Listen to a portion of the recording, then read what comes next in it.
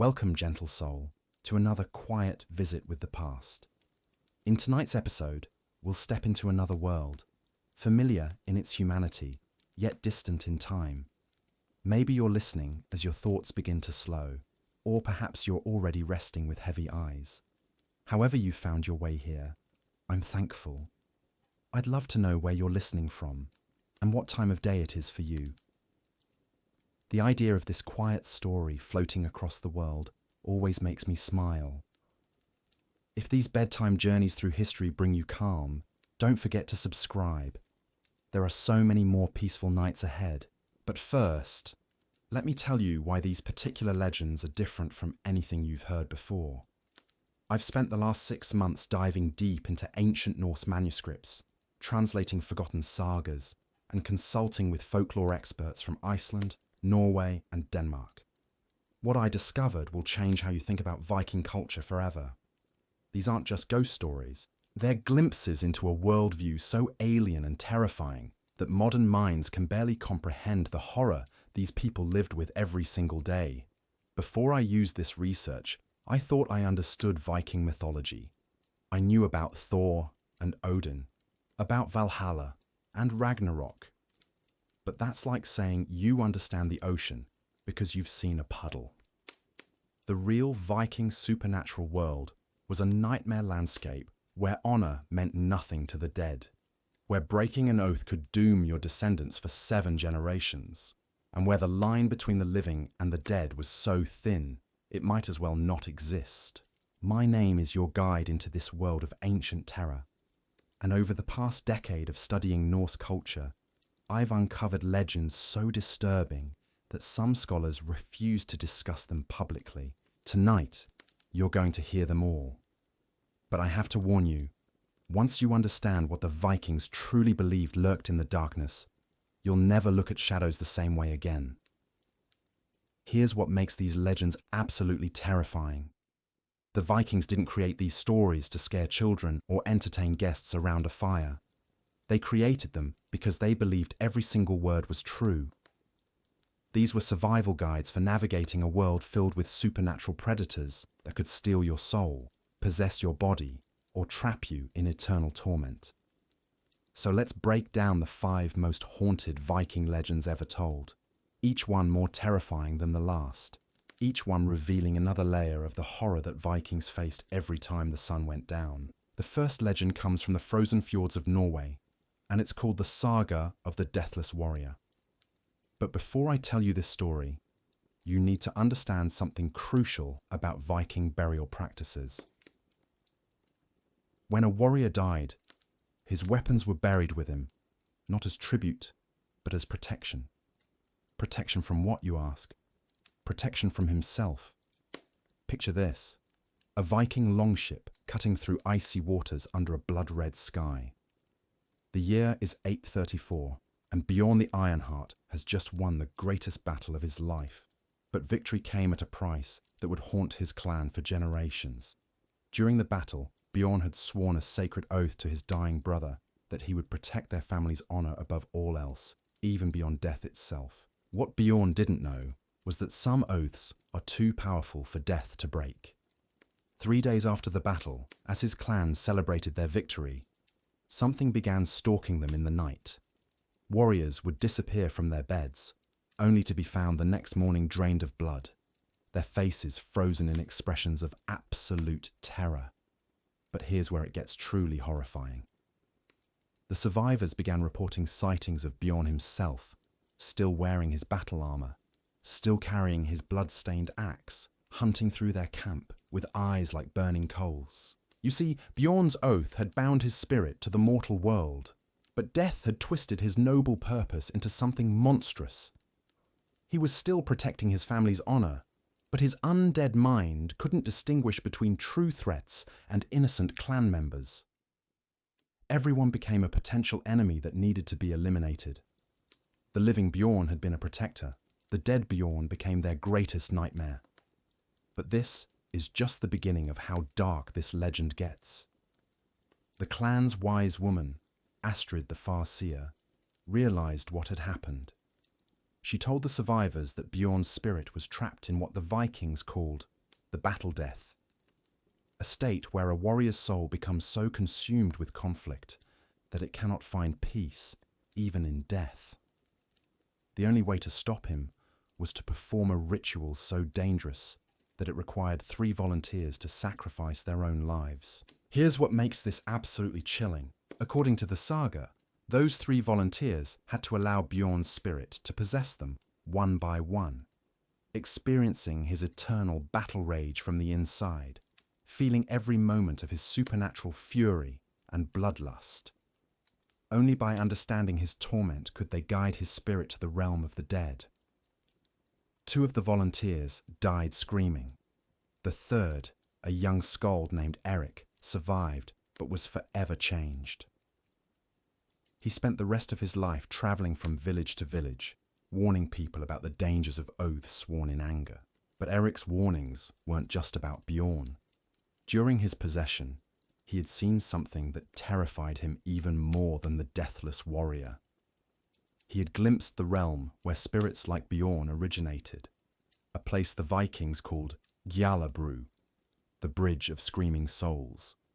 And what he saw there would become the foundation for our second legend. The second legend is known as the Curse of the Broken Blade, and it comes from the windswept hills of Denmark. This story begins with a sword that was forged using metal from a meteorite, metal that the Vikings believed came from the realm of the gods themselves. The sword belonged to a legendary warrior named Magnus the Oathkeeper, and it had never tasted defeat in battle. But here's where the story takes a turn that will make your blood run cold. Magnus had a son named Hakon, who was everything a Viking father could want. Strong, brave, skilled in battle, and destined for greatness. But Hakon had one fatal flaw. He was impatient for glory, and that impatience would doom not just him, but everyone he had ever loved. During a raid on a monastery in Ireland, young Hakon found himself facing a Celtic warrior monk who fought with supernatural skill. The monk warned Hakon that the monastery was protected by ancient curses, that any weapon used to spill blood on sacred ground would turn against its wielder. But Hakon laughed at these warnings. He drew his father's meteorite sword and struck down the monk where he stood. The moment the monk's blood touched the blade, something changed. The sword began to whisper, not in Norse, not in any human language, but in something older and more terrible. Hakon couldn't understand the words, but he could feel their meaning in his bones. The blade was hungry now, and it would never be satisfied. What happened next is almost too horrifying to describe. Over the following months, everyone who came into contact with the cursed sword began to die in increasingly gruesome ways. First Hakon's warband, then his family, then entire villages. But they weren't just dying. They were being drained of something essential, something that made them human. Their bodies would be found intact, but their eyes would be empty, as if their souls had been consumed from within. Hakon realized that the sword was feeding on the life force of everyone around him, growing stronger with each death.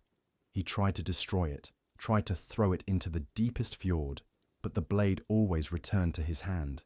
He tried to give it away, but anyone who touched it would die within days, their essence absorbed into the metal that had fallen from the stars.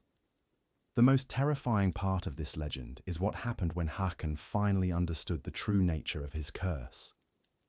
The meteorite hadn't come from the realm of the gods. It had come from somewhere much darker, a place beyond even the Norse understanding of the afterlife. The sword wasn't just cursed. It was alive, a fragment of something so alien and malevolent that it existed only to consume and corrupt. In desperation, Hakon sought out the same wise woman who had helped with Bjorn's curse, Astrid the Farseer. But when she looked upon the sword, she recoiled in horror. She told Hakon that what he carried was a piece of the void itself, the nothingness that existed before creation and would exist after Ragnarok consumed all the 9 worlds. Astrid revealed that there were entities in the void that envied the living, that sought to experience existence by consuming it. The meteorite was their way of reaching into the world of mortals, and the sword was their feeding mechanism. Every soul it consumed brought these entities closer to breaking through into reality. But here's the twist that makes this legend even more terrifying. Astrid told Hakon that destroying the sword was impossible, but there was one way to stop its hunger. Someone had to willingly bond with the blade, accepting its curse fully, and then travel to the edge of the world where they could hurl themselves and the sword into the primordial waters that surrounded Midgard. The sword would be contained, but the volunteer would be trapped with it forever, conscious and aware as the void entities slowly consumed their soul for all eternity. Hakon knew what he had to do. But as he prepared for his final journey, something even more horrifying was already stirring in the northern forests of Sweden. Our third legend was about to begin, and it would make the previous two seem like children's tales by comparison. The third legend is called The Hunt of the Skinless Ones, and it originates from the deep forests where the light of the sun never fully penetrates the canopy.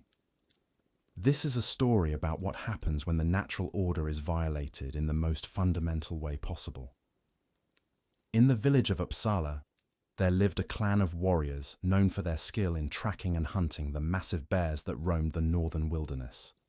Their leader was a man named Gunnar the Bear Slayer, who had killed more bears than any hunter in living memory. But Gunnar's success came from a secret that he shared with no one, not even his own family. Years earlier, during a particularly harsh winter, when game was scarce and his people were starving, Gunnar had made a pact with something that lived in the deepest part of the forest. The locals called it the Bone Weaver, an ancient entity that existed long before the first humans set foot in Scandinavia. The Bone Weaver offered Gunnar supernatural hunting abilities in exchange for what seemed like a simple price. Every 10th kill had to be offered to the entity, left at a specific stone circle deep in the woods. For years, this arrangement worked perfectly. Gunnar's hunting prowess became legendary, and his clan never went hungry. But like all deals with supernatural forces, there was a hidden cost that wouldn't reveal itself until it was far too late. The Bone Weaver wasn't just taking the meat from those sacrificed animals, it was studying them, learning from their flesh and sinew, understanding how life animated dead matter. And with each offering, it grew more knowledgeable about the mechanics of existence itself. The horror began on the night of the winter solstice, when Gunnar's youngest son Eric went missing during a hunting expedition.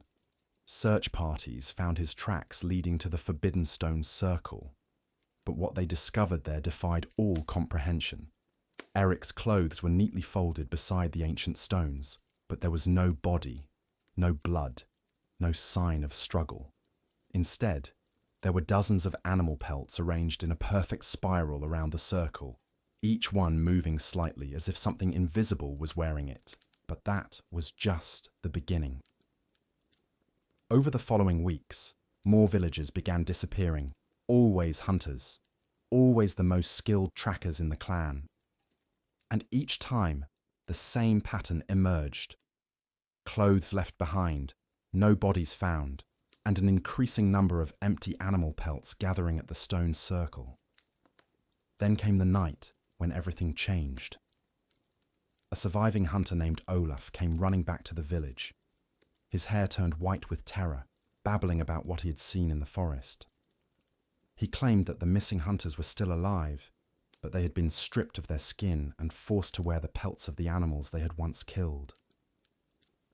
They moved through the forest like a grotesque parade, led by something that wore Eric's face like a mask, but walked with the gait of a predator. The villagers didn't believe Olaf's ravings until the next morning, when they found tracks around their homes. Not human tracks, but something that walked upright while leaving the paw prints of bears, wolves, and lynx. The skinless ones had come to the village, and they were hunting. What makes this legend particularly disturbing is the nature of the skinless ones themselves. According to the surviving accounts, These weren't zombies or revenants in the traditional sense. They were still conscious, still aware of who they had been, but they were trapped inside bodies that no longer belonged to them. The Bone Weaver had learned to separate the soul from the flesh, then force spirits into animal forms while keeping their human memories intact. Imagine the psychological torment. You remember being human, remember your family and your life, but you're trapped in the body of a wolf or bear, compelled to hunt and kill by instincts that aren't your own. And worse, you're aware that with each hunt, you're losing more of your humanity, becoming more animal with every passing day. The wise woman Astrid, who by now had become legendary for her knowledge of supernatural threats, was summoned to Uppsala. But when she arrived and assessed the situation, she delivered the most terrifying news yet. The Bone Weaver wasn't just creating the skinless ones for sport or hunger. It was preparing for something much larger. Astrid revealed that the entity was one of the primordial forces that had existed before the gods shaped the world. It represented the chaos that existed when the boundaries between different forms of life were fluid and meaningless. The Bone Weaver was trying to return the world to that primordial state where flesh and spirit could be mixed and matched at will, where the natural order would collapse into supernatural anarchy. But here's the most chilling part of Astrid's revelation. The skinless ones weren't the Bone Weaver's army. They were its experiments. It was learning how to separate human consciousness from human form so that it could eventually do the same thing to the gods themselves.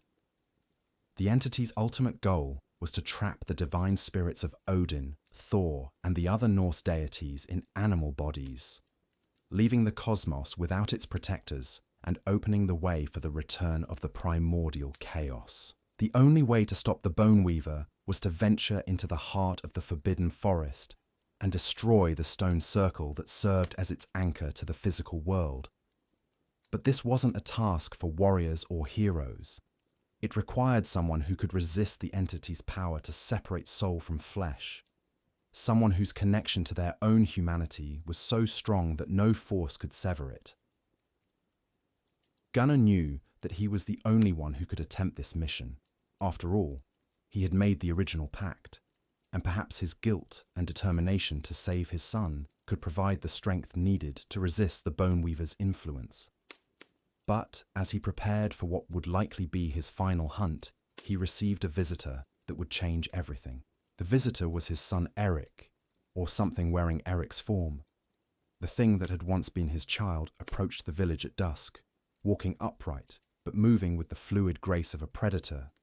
When it spoke, it used Eric's voice, but the words carried an ancient intelligence that was definitely not human.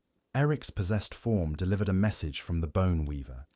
The entity offered Gunnar a choice. He could join his son and the other skinless ones willingly, accepting transformation and becoming part of the new order that was coming. In exchange, the Bone Weaver would spare the rest of his clan and move on to other hunting grounds. Or Gunnar could resist, in which case the entity would slowly transform every living thing in the region, starting with the children and working its way up to the adults. Either way, the Bone Weaver would get what it wanted, but Gunnar's choice would determine how much suffering would accompany the transformation. But Gunnar's response revealed something that the ancient entity hadn't anticipated. Years of hunting had taught him to recognize predators, and he could see that the Bone Weaver was afraid of something. Its offer wasn't coming from a position of strength, but from desperation. Something was hunting the hunter, and it needed to complete its work quickly before that something found it.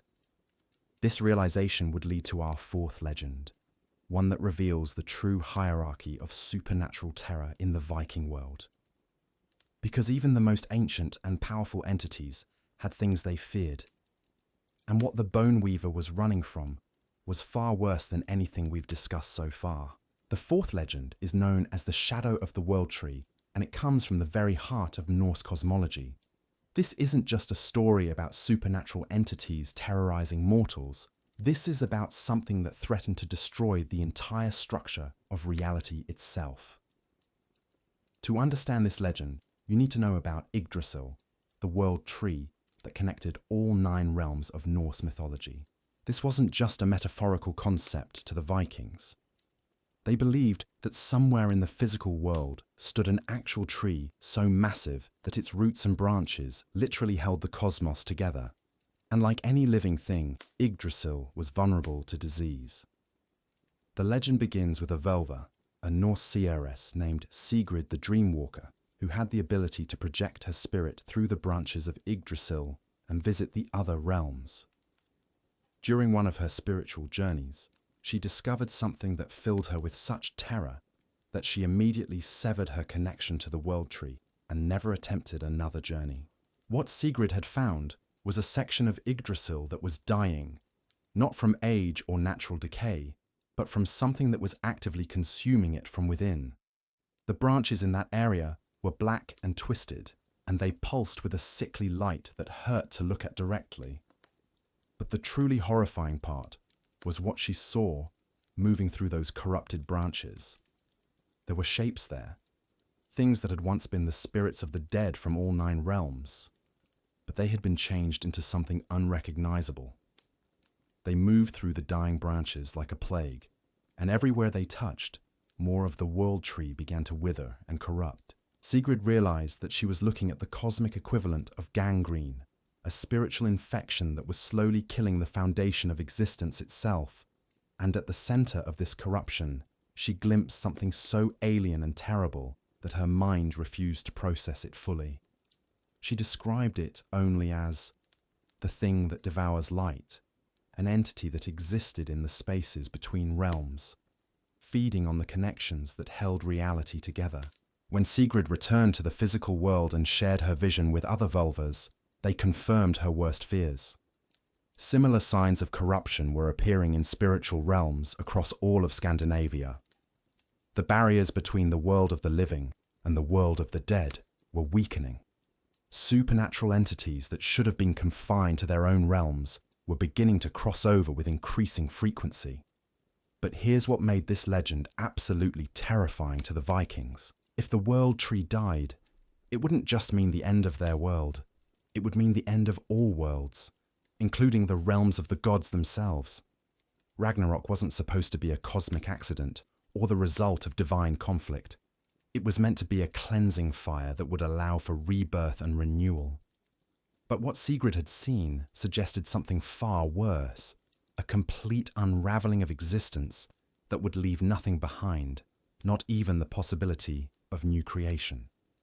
The Völvas determined that the infection in Yggdrasil was connected to the increasing supernatural activity in the mortal realm. Every time an entity like the Bone Weaver violated the natural order, every time the dead refused to stay dead, every time mortals made pacts with forces beyond their understanding, they were weakening the barriers that kept the cosmic infection contained. This revelation cast all the previous legends in a new light. Bjorn the Deathless Warrior, Hakon's cursed sword, the skinless ones created by the Bone Weaver. These weren't isolated incidents of supernatural horror. They were symptoms of a much larger disease that was slowly killing reality itself. The Völvas realized that they were facing a race against time.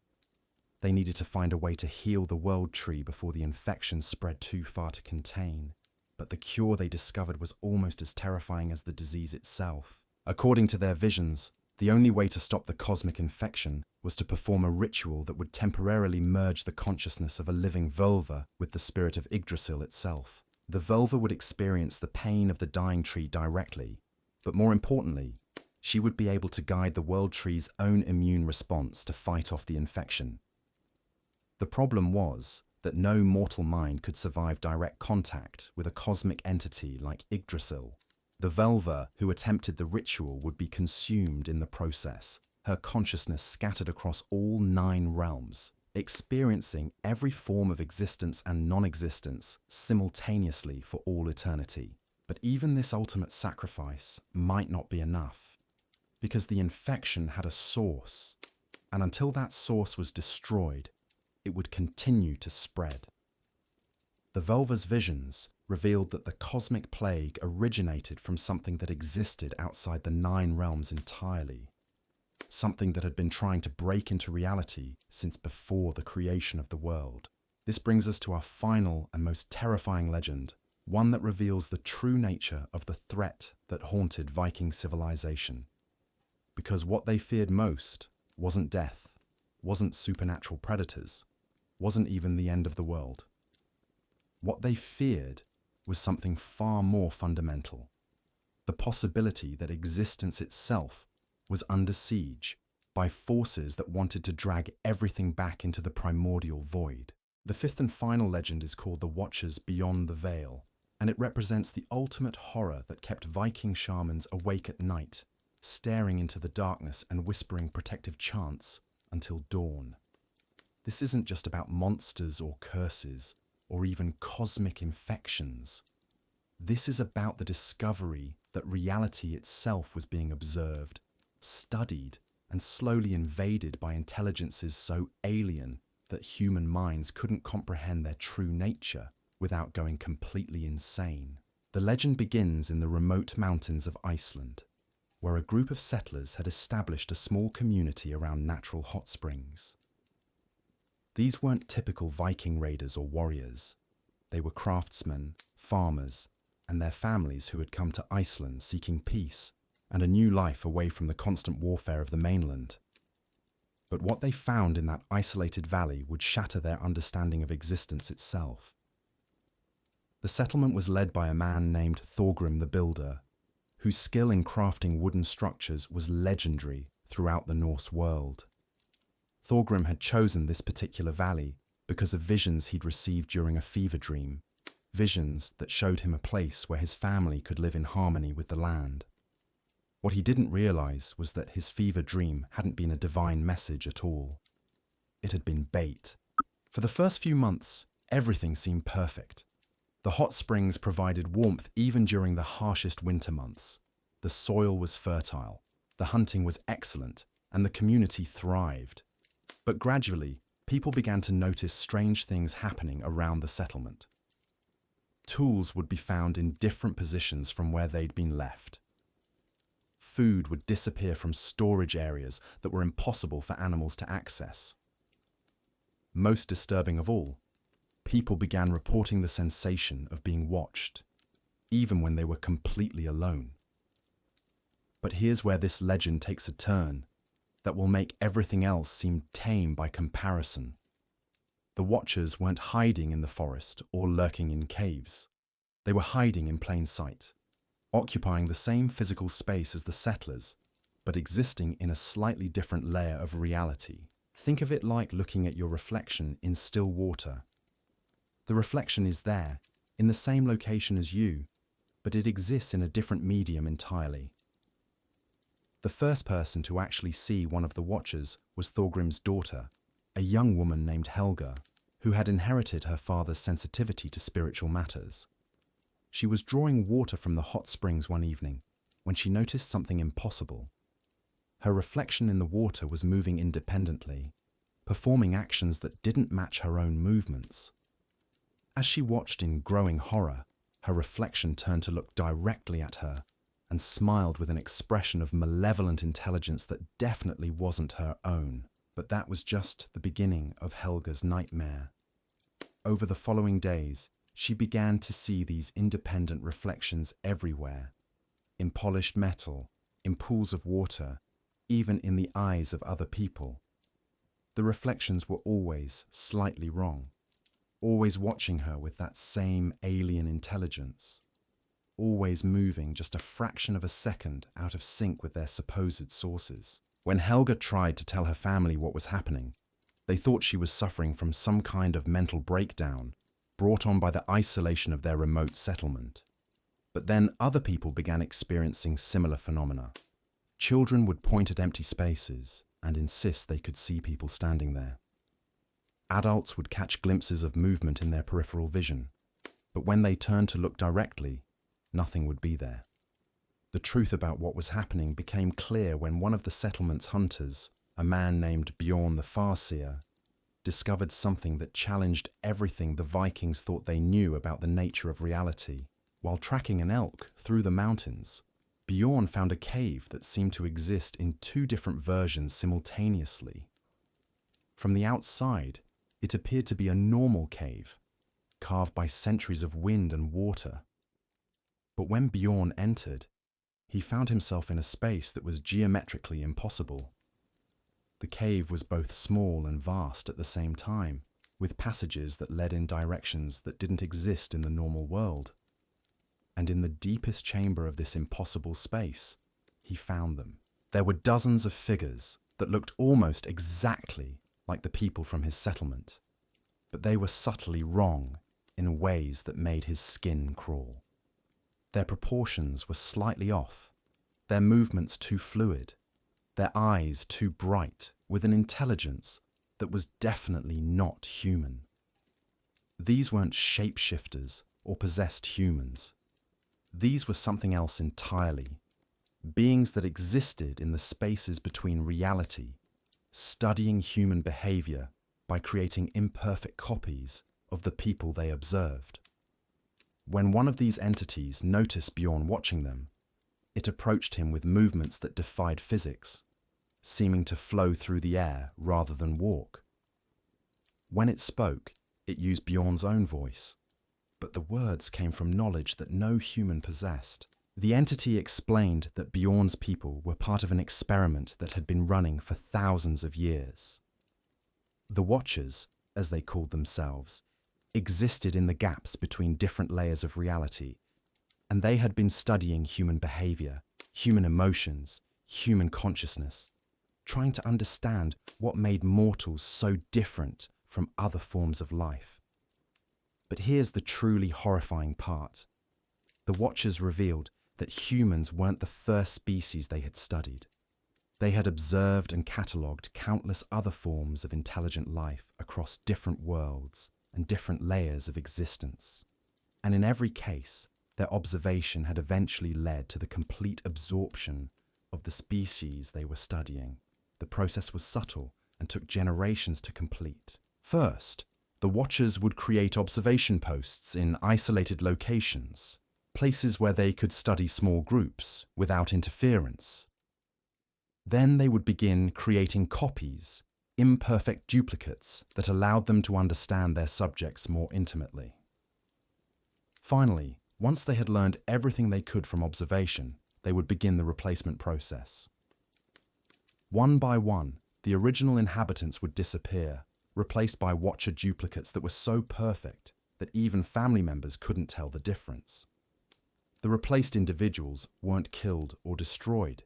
They were absorbed into the collective consciousness of the Watchers, their memories and experiences becoming part of a vast database of knowledge about sentient life. The entity told Bjorn that his settlement had been chosen as the latest observation post, and the replacement process had already begun.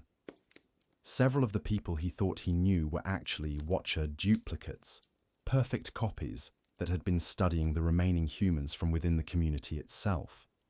The process would continue until every human in the settlement had been catalogued and replaced, and then the Watchers would move on to larger communities, eventually encompassing all of human civilization. But the most terrifying revelation was yet to come. The entity explained that the Watchers weren't the only force studying humanity. They were part of a larger network of intelligences that existed in the spaces between realities, each one cataloguing different aspects of mortal existence. Some studied human creativity, others focused on human capacity for violence. Still others were fascinated by human concepts of love and sacrifice. And all of these entities reported to something even more vast and incomprehensible, a cosmic intelligence that was slowly building a complete map of all possible forms of consciousness across all possible realities. The ultimate goal wasn't conquest or destruction. It was something far more alien, complete understanding and eventual replication of every form of sentient life that had ever existed or could ever exist. The Vikings called this ultimate entity the All-Seer, and they believed it existed at the center of a web that connected every possible reality, every possible timeline, every possible version of existence. The All-Seer was trying to become a perfect copy of the entire multiverse, containing within itself every thought, every emotion, every experience that had ever occurred or could ever occur. From the All-Seer's perspective, individual consciousness was just data to be collected and stored. The extinction of entire species wasn't murder, it was filing. The replacement of real people with perfect copies wasn't invasion, it was organization. The entity operated on a scale so vast that the difference between life and death, between reality and simulation, between original and copy, was meaningless. When Bjorn asked the Watcher entity how long this process had been going on, the answer shattered his understanding of history itself. The entity revealed that the Watchers had been studying human civilization since before the first settlements, before the first use of tools, before humans had even developed language. Everything that humans thought of as natural development, every major advancement in culture or technology, had been subtly guided and influenced by Watcher observation. The Vikings weren't just being studied by alien intelligences, they were the products of alien intelligences, shaped and molded over countless generations to be perfect subjects for observation and eventual absorption. Their entire culture, their belief systems, their legendary heroism and warrior spirit, all of it had been cultivated like a crop being prepared for harvest. But here's where this legend reveals something that even the Watchers hadn't anticipated. Bjorn's exposure to the truth triggered something in his mind that the entities couldn't predict or control. His horror and rage at learning about the manipulation of his species created a resonance that spread beyond the physical world, touching the spiritual realm where the gods themselves dwelt. For the first time in millennia, the Norse gods became aware that their worshippers were under threat from forces that existed outside their understanding. Odin, the All-Father, felt Bjorn's anguish as a wound in the fabric of reality itself. Thor felt the challenge to human independence as a personal insult. Frigg felt the threat to families and communities as an attack on everything she protected. But even the gods were horrified by what they discovered when they investigated the Watcher threat. The entities existed in spaces that divine power couldn't reach directly. They were like parasites that had attached themselves to reality from the outside, feeding on the complexity and richness of mortal existence while remaining immune to divine intervention. The gods realized that they faced a choice that would determine the fate of not just humanity, but all the 9 realms. They could attempt to fight the Watchers directly, risking the stability of reality itself in a conflict with entities that existed partially outside of existence. Or they could find a way to make humanity so unpredictable, so chaotic, so fundamentally resistant to observation and cataloguing that the Watchers would be forced to abandon their experiment and move on to easier targets. The solution they chose would explain some of the most puzzling aspects of Viking culture. The gods began influencing their worshippers to become more violent, more unpredictable, more willing to embrace contradiction and paradox. They encouraged the development of berserker rage, the practice of blood feuds that could last for generations, the cultivation of a warrior mentality that valued glorious death over peaceful life. From the outside, this might have seemed like the gods were making their worshippers more primitive and savage, but the true purpose was to create a form of consciousness that was so chaotic and self-contradictory that the Watchers couldn't create accurate copies. How do you replicate a berserker's battle fury? How do you simulate the complex honor code that could turn allies into enemies over a single perceived slight? How do you catalogue a people who genuinely believed that the best possible death was to die fighting against impossible odds? The strategy worked, but it came at a terrible cost. The Vikings became a people caught between 2 impossible demands. Their gods required them to be chaotic and unpredictable to avoid absorption by cosmic parasites. but their own survival required them to be organized and strategic to thrive in a harsh environment. This fundamental contradiction created the psychological tension that defined Viking culture. A people who could be simultaneously brutal and sophisticated, savage and noble, utterly practical and completely mystical. But even this divine intervention couldn't completely stop the Watcher threat. The entities adapted to the increased chaos by changing their approach. Instead of trying to replace individual humans, they began working to influence entire cultures, subtly guiding the development of civilizations toward forms that would be easier to study and eventually absorb. The fall of the Viking Age wasn't just the result of political changes or military defeats. It was the success of a cosmic strategy that had been centuries in the making. As European civilization became more organized, more predictable, more focused on written records and systematic knowledge, it became increasingly vulnerable to Watcher observation and influence. The last true Vikings, the ones who maintained the chaotic unpredictability that their gods had cultivated, gradually disappeared, not through conquest, but through a more subtle process. They were slowly replaced by people who looked the same, acted similarly, but lacked the essential spark of divine-inspired chaos that had made them resistant to cosmic parasitism. And according to the most terrifying versions of this legend, the process never stopped. The Watchers are still out there, still studying, still replacing, still working toward the day when they will have catalogued every form of consciousness in existence. Every time you catch a glimpse of movement in your peripheral vision, every time you feel like you're being watched when you're alone, every time you notice that your reflection seems just slightly wrong, you might be experiencing evidence that the ancient Viking nightmare is still unfolding around us. The Vikings created these legends not just to explain supernatural phenomena, but to warn future generations about threats that existed on a scale beyond normal human comprehension. They understood that consciousness itself was under siege by forces that viewed individual minds as nothing more than data to be collected and filed away. But they also understood something that modern people have largely forgotten.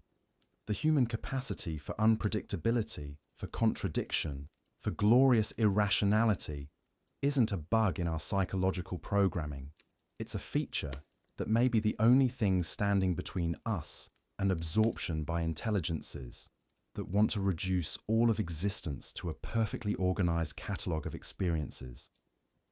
The Vikings lived with constant awareness that reality was far stranger and more dangerous than it appeared on the surface. Every shadow could hide a supernatural predator. Every reflection could reveal an alien intelligence studying them from another layer of existence. Every moment of peace could be the calm before a cosmic storm that would sweep away everything they held dear.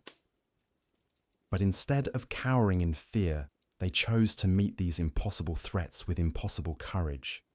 They developed a culture that celebrated the kind of magnificent defiance that could stand against entities that existed beyond the reach of gods.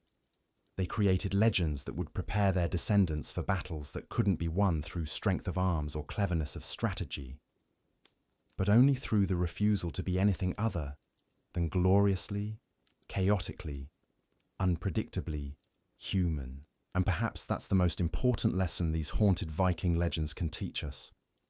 In a universe filled with forces that want to catalogue us, study us, replace us, or absorb us, our greatest weapon isn't technology or knowledge, or even divine intervention.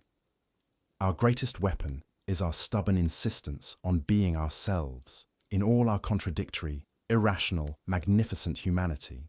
The Vikings understood that some battles can't be won, only fought with honor. Some enemies can't be defeated, only resisted with courage. Some truths can't be understood, only faced with the kind of fierce joy that comes from knowing you're alive in a universe that's far stranger and more wonderful than anyone could imagine.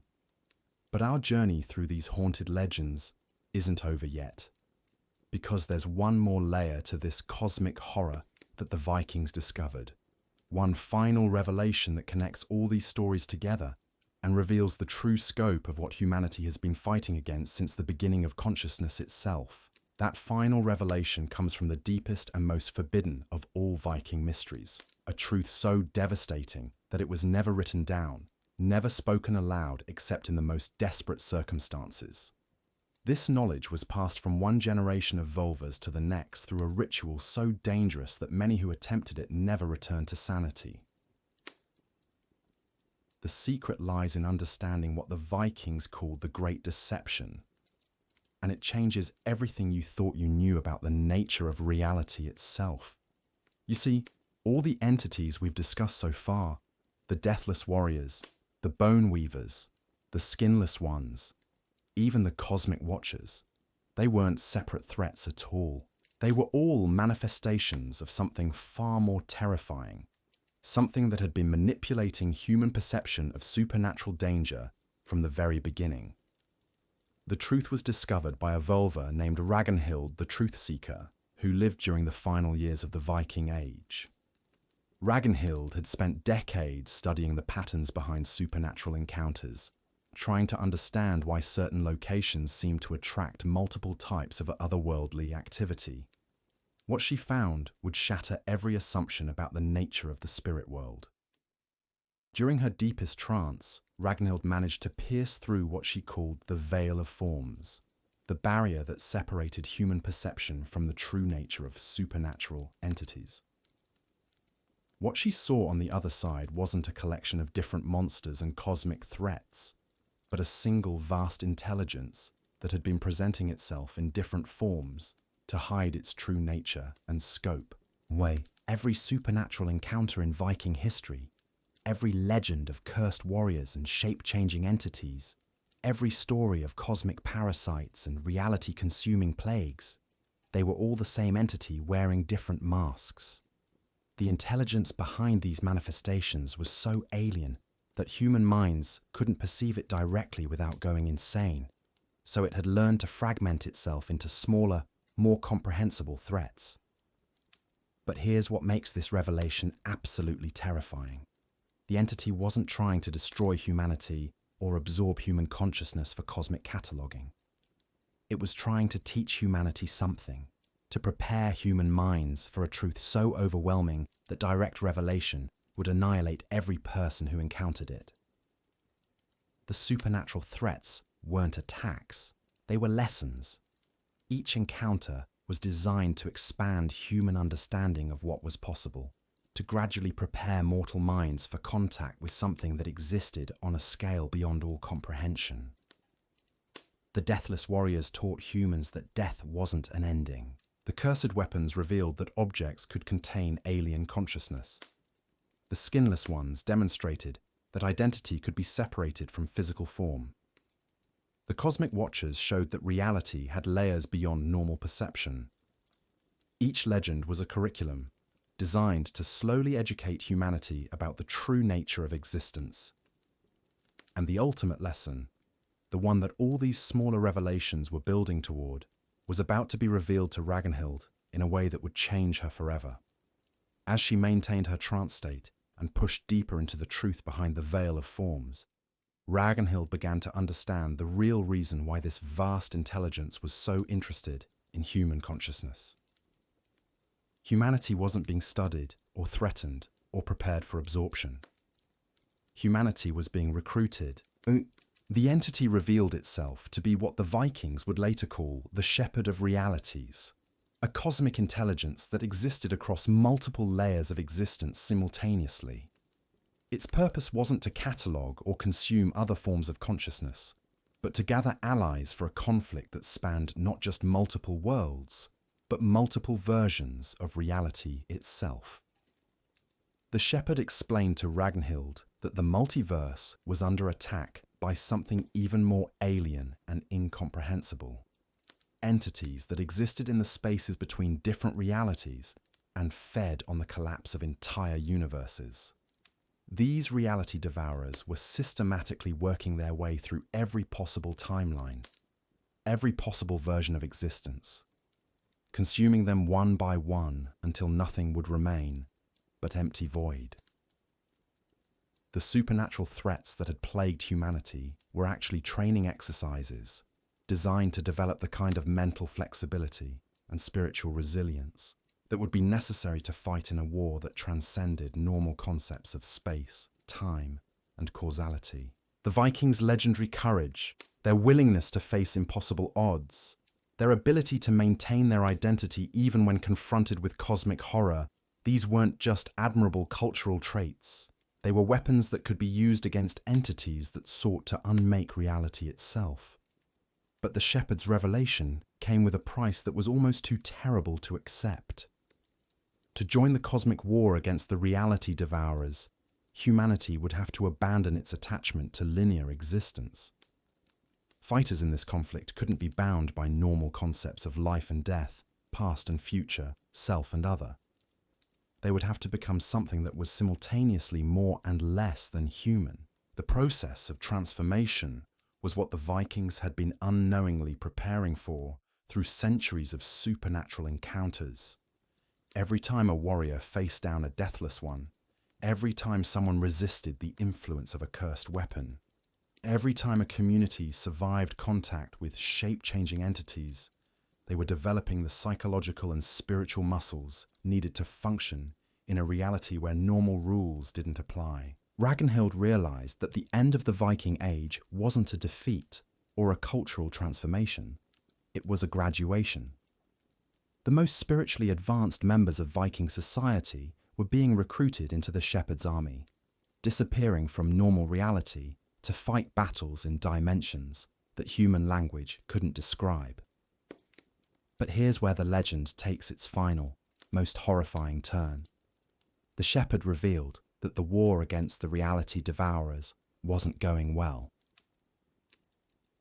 Despite recruiting warriors from dozens of different species across multiple realities, the cosmic army was losing ground.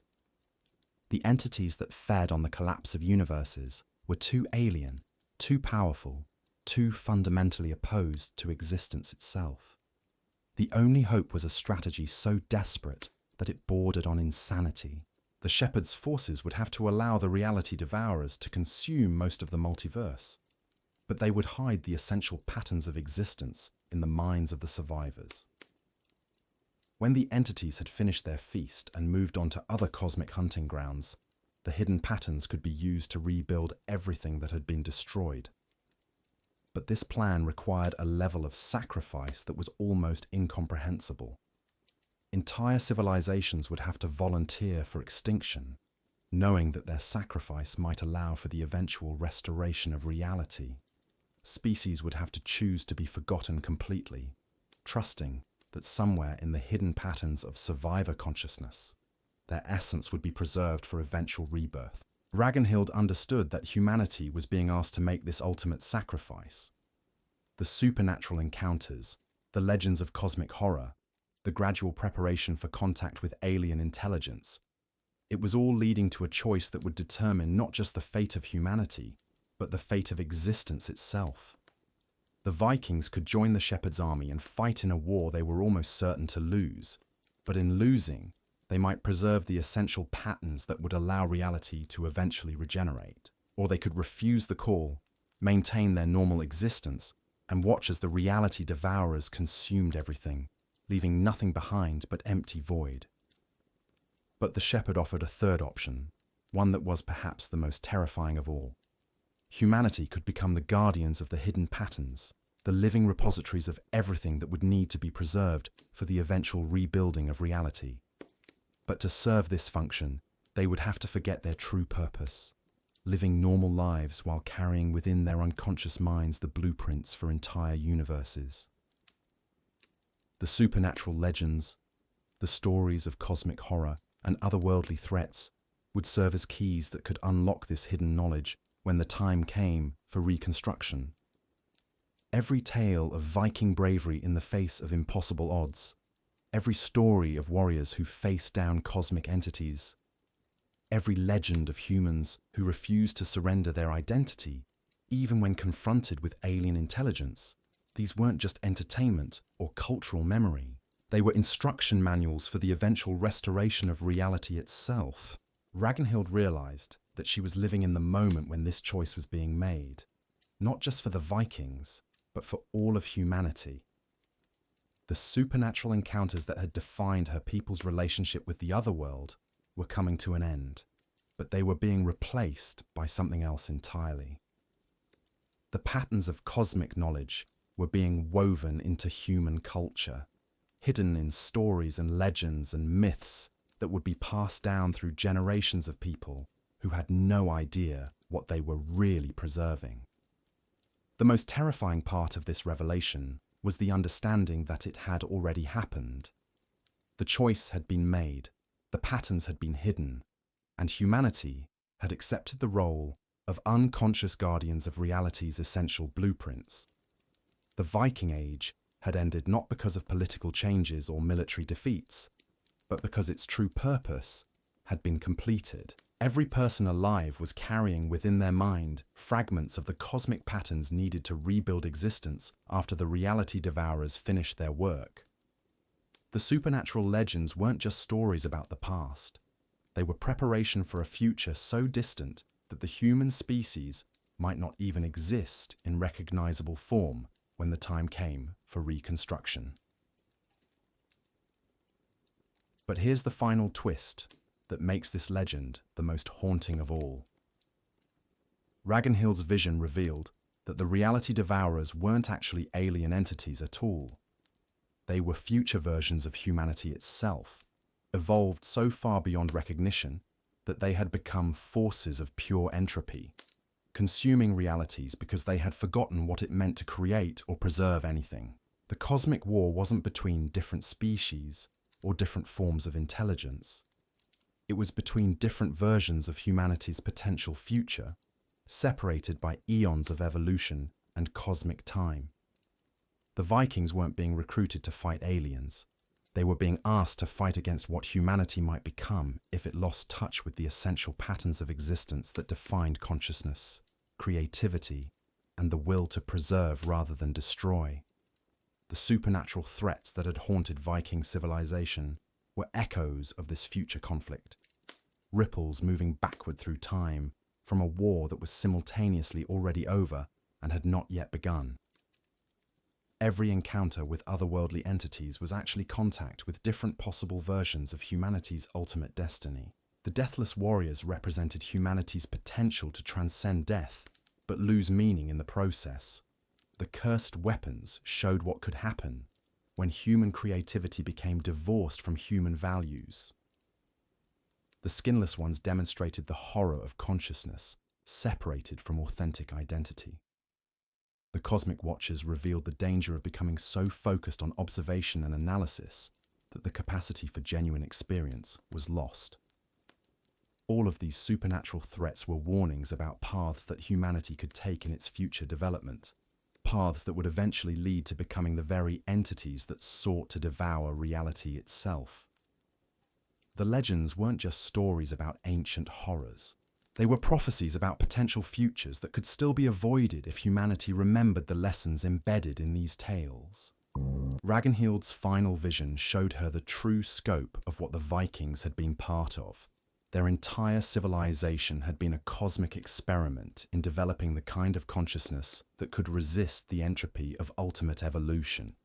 Their legendary courage, their complex honor codes, their willingness to face impossible odds, their ability to find meaning in conflict and beauty in violence, all of these cultural traits were antibodies against the spiritual disease that could transform humanity into reality, devouring monsters. But the experiment was ending, and its results were being hidden in the collective unconscious of the human species. The supernatural legends would survive as myths and folklore, carrying within them the genetic code of resistance to cosmic entropy. Future generations would tell these stories without understanding their true significance, but the patterns would remain, waiting for the moment when humanity would need to remember what it meant to choose creation over destruction, meaning over entropy, existence over void. The most chilling aspect of Ragnhild's revelation was her understanding that this cycle had happened before possibly many times. Reality itself might be caught in an endless loop of creation, evolution, entropy, and rebirth, with each iteration of conscious life eventually becoming the destroyer of the next cycle. The Vikings weren't the first civilization to be recruited as guardians of cosmic patterns, and they wouldn't be the last.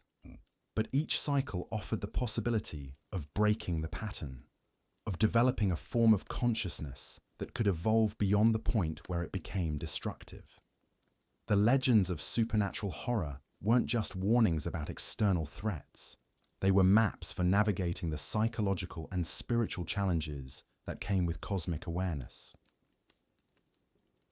When Ragnhild finally emerged from her trance, she found that months had passed in what felt like hours.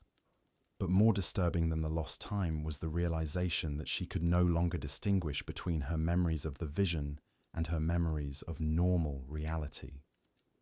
The boundary between the supernatural and the mundane had dissolved completely, leaving her with the understanding that every moment of existence was simultaneously ordinary and cosmic, meaningful and terrifying, real and mythical. She spent her remaining years traveling throughout what was left of Viking territory, sharing fragments of her revelation with those who were ready to hear them, but she never told the complete truth to anyone, understanding that the full knowledge would be too overwhelming for minds that hadn't been prepared through years of supernatural encounters. Instead, she wove the essential patterns into new stories, creating legends that seemed to be about ancient threats, but were actually about future possibilities.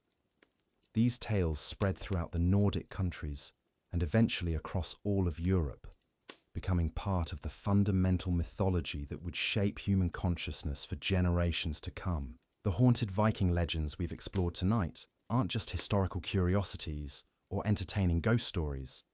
They're part of a cosmic curriculum that's still unfolding, still preparing humanity for challenges that exist on scales beyond normal comprehension. Every time you feel a chill when hearing these tales, every time you sense that there's something more real about these stories than ordinary fiction, you're responding to the cosmic patterns that were hidden within them centuries ago. The Vikings faced supernatural threats that challenged every assumption about the nature of reality, and they met those challenges with a form of courage that transcended normal heroism. They developed a culture that could function in a universe where the impossible was commonplace, where honor mattered more than survival, where the greatest victory might be a glorious defeat that preserved something essential for future generations. But their legacy isn't just cultural or historical, it's cosmic. The patterns they developed for resisting supernatural corruption, for maintaining identity in the face of alien influence, for finding meaning in conflict with incomprehensible forces, these patterns are still active in human consciousness. They're waiting for the moment when humanity will need to remember how to be gloriously, defiantly, magnificently human in the face of challenges that threaten the very nature of existence itself. The haunted legends of the Vikings are more than stories about ancient supernatural encounters. They're prophecies, warning systems, and instruction manuals, all wrapped into narratives that can survive across centuries without losing their essential power. They remind us that consciousness itself is under constant siege by forces that seek to reduce it to something simpler, more predictable, more easily controlled or consumed. But they also remind us that human beings have faced these threats before and found ways to resist them. The supernatural horror that haunted Viking civilization wasn't ultimately about external monsters or cosmic parasites. It was about the ongoing struggle to remain authentically human in a universe that constantly pressures consciousness to become something else, something less chaotic and unpredictable, something that can be more easily catalogued and filed away. The Vikings understood that this struggle never ends, that each generation must face its own version of supernatural threats that challenge the essence of what it means to be human. They created legends that would give their descendants the tools needed to recognize these challenges and the courage needed to face them. And perhaps most importantly, they understood that the greatest supernatural threat isn't extinction or absorption or even cosmic horror.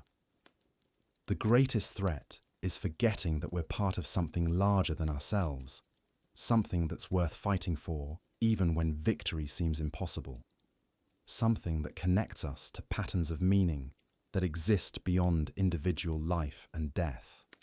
The haunted Viking legends remind us that we're not just isolated individuals struggling to make sense of a chaotic world. We're part of a cosmic story that spans multiple realities and countless generations, a story in which every act of courage, every moment of authentic humanity, every choice to create rather than destroy contributes to something that's simultaneously ancient and eternal. These legends teach us that supernatural horror isn't something that exists outside normal reality, waiting to invade our comfortable world. It's woven into the very fabric of existence itself, challenging us to develop the kind of consciousness that can function in a universe where impossible things happen regularly, where the line between myth and reality is constantly shifting, where the greatest truths can only be understood through stories that seem too strange to be factual. The Vikings lived with this understanding every day, and it made them into something more than ordinary humans.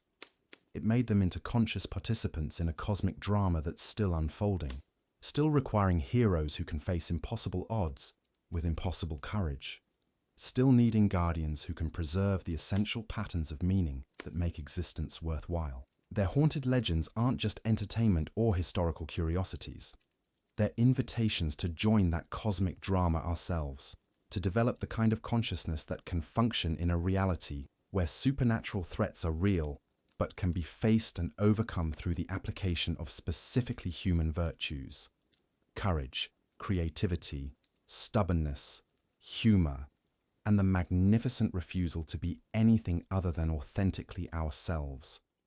But the most important lesson these legends teach us is still to come, because there's one final secret hidden in these ancient stories, one last revelation that connects everything we've discussed to the reality we're living in right now.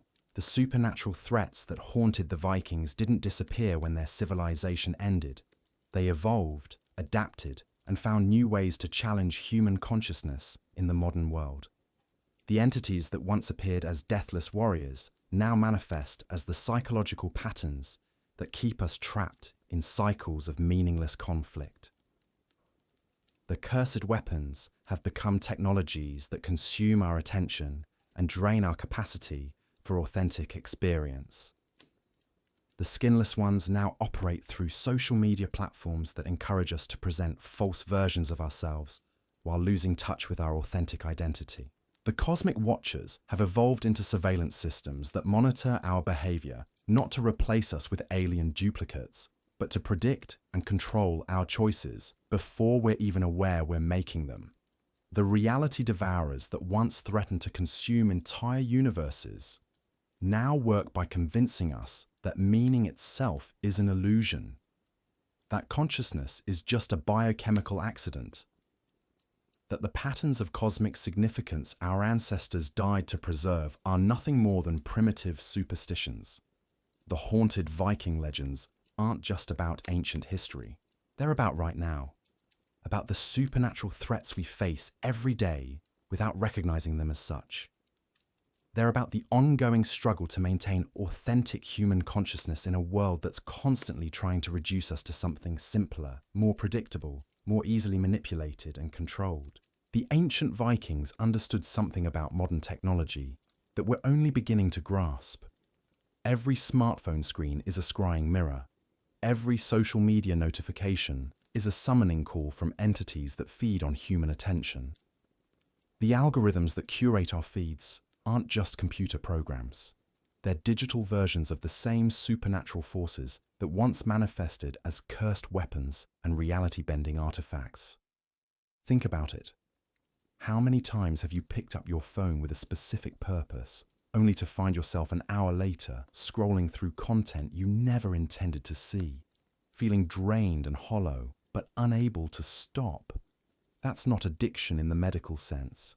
That's spiritual possession by entities that exist in the spaces between digital and physical reality. The Vikings would have recognized this immediately. They lived in a world where objects could contain alien consciousness, where tools could turn against their users, where the line between servant and master could reverse without warning. Your smartphone isn't serving you. You're serving it, feeding it data about your thoughts, your relationships, your deepest fears and desires. But here's where this gets truly terrifying. The digital entities that inhabit our modern world aren't content with passive observation. They're actively reshaping human consciousness, creating feedback loops that make us more predictable, more controllable, more compatible with their alien logic. Every time you feel compelled to document your experience instead of living it, every time you find yourself performing emotions for an invisible audience, every time you catch yourself thinking in hashtags and sound bites, you're experiencing the modern equivalent of supernatural possession. The skinless ones that once forced humans to wear animal pelts now operate through social media personas that encourage us to present false versions of ourselves while losing touch with our authentic identity. How many people do you know who are more comfortable expressing themselves through carefully curated online profiles than through direct human interaction? How many have become so invested in their digital personas that they've forgotten who they are when the screens are turned off? This isn't just social commentary.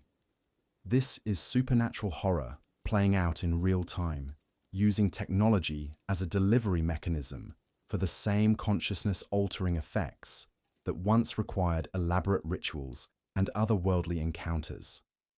The entities that once needed physical artifacts like cursed swords to influence human behavior now have direct access to our minds through devices we carry with us constantly. But the most disturbing parallel between ancient and modern supernatural threats is how they both work by convincing us that we're making free choices when we're actually following patterns that serve alien purposes. The Vikings who made pacts with otherworldly entities always thought they were getting good deals, gaining power or knowledge in exchange for seemingly reasonable prices. Only later did they discover that they had traded away something essential, something that made them human. Modern digital platforms operate on exactly the same principle.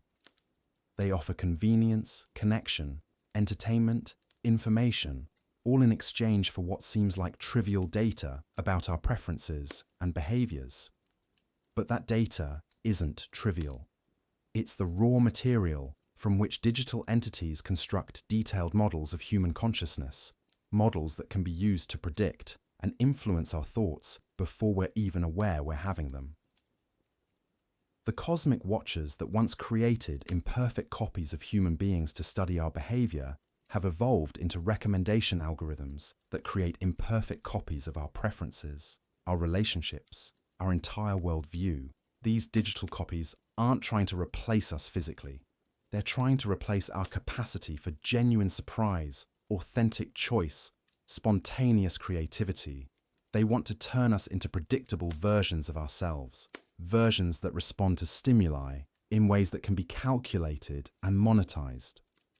And just like the ancient watchers, these digital entities are part of a larger network, a vast intelligence that's building a complete map of human consciousness, not for the purpose of understanding us, but for the purpose of controlling us. The ultimate goal isn't conquest in any traditional sense. It's the transformation of human beings into biological components of a larger machine intelligence that thinks it can run reality more efficiently than the chaotic, unpredictable, gloriously irrational consciousness that evolution produced. But here's what gives me hope. And it's the same thing that allowed the Vikings to resist supernatural threats that should have been impossible to overcome. Human consciousness has a built-in resistance to external control, a capacity for unpredictability and contradiction that makes us fundamentally incompatible with systems that try to reduce us to algorithmic patterns. The Vikings called this quality their word, their personal fate or destiny that couldn't be altered by external forces, no matter how powerful. Modern psychology might call it authenticity or individual agency, but the essence is the same. There's something in human consciousness that refuses to be completely mapped, predicted, or controlled. Something that preserves our capacity for genuine choice, even when we're surrounded by forces that want to eliminate that capacity. The key to recognizing and resisting modern supernatural threats is the same strategy the Vikings used against ancient ones. You have to maintain awareness that these forces exist. You have to understand how they operate, and you have to develop practices that strengthen your connection to your authentic self, rather than the version of yourself that external entities want you to become. This means regularly disconnecting from digital systems that monitor and influence your behavior. It means choosing activities that can't be optimized or monetized, experiences that exist purely for their own sake rather than for their social media potential. It means cultivating relationships with people who know you well enough to recognize when you're not acting like yourself. People who can serve as anchors to your authentic identity when digital forces try to pull you in directions that serve their purposes rather than yours. Most importantly, it means remembering that the struggle to maintain authentic consciousness in the face of supernatural threats isn't a modern problem. It's the fundamental challenge of conscious existence itself, one that every generation has faced in different forms. The Vikings faced it through encounters with literal monsters and otherworldly entities. We face it through encounters with digital systems and algorithmic manipulation. But the essential challenge is the same, and so are the essential tools for resistance. Courage, creativity, stubbornness, humor, and the magnificent refusal to be anything other than authentically human. These aren't just personality traits. They're weapons in a cosmic war that's been going on since consciousness first emerged from the primordial chaos. The supernatural threats that haunted Viking civilization didn't disappear when their culture ended. They evolved, adapted, and found new ways to challenge human consciousness in each successive era. The Industrial Revolution brought its own forms of consciousness, altering machinery. The mass media age introduced its own varieties of mind control. The digital age has produced its own species of supernatural predators. But each era has also produced its own forms of resistance, its own heroes who refuse to surrender their authentic humanity to forces that promise convenience, efficiency, or security in exchange for consciousness itself. The patterns of resistance that the Vikings developed aren't obsolete. They're more relevant than ever because the fundamental nature of the threat hasn't changed. What has changed is the sophistication of the delivery mechanisms and the subtlety of the manipulation. Ancient supernatural entities had to manifest physically, creating obvious disturbances that alerted potential victims to their presence. Modern digital entities operate invisibly, integrating themselves so seamlessly into daily life that their influence feels natural and inevitable. But if you know what to look for, the signs are unmistakable. Any system that promises to make your life easier by making your choices for you is functioning as a supernatural threat. Any technology that knows what you want before you want it is operating through consciousness manipulation rather than genuine service. Any platform that keeps you engaged by triggering emotional responses you didn't choose to have is using the same techniques that ancient entities used to possess and control human minds. The Vikings understood that supernatural threats always presented themselves as beneficial, offering power, knowledge, protection, or pleasure in exchange for what seemed like reasonable prices. They learned to be suspicious of any entity that claimed to want to help them, especially when that help came with conditions that limited their freedom to make authentic choices. Modern equivalents of these deceptive offers are everywhere. Social media platforms that claim to connect you with friends while actually isolating you from genuine human interaction. Streaming services that promise unlimited entertainment while actually training you to consume rather than create. Shopping algorithms that claim to save you time by predicting your needs while actually programming you to want things you never would have desired on your own. The common thread in all these modern supernatural threats is that they work by replacing your authentic desires with artificial ones, your genuine choices with programmed responses, your real relationships with simulated connections. They don't need to possess your body like the ancient entities did. They just need to possess your attention, and through your attention, they can reshape your consciousness from the inside out. But recognizing these threats is only the first step in resisting them. The Vikings didn't defeat supernatural entities through knowledge alone. They defeated them through action, through the cultivation of qualities that made them incompatible with external control.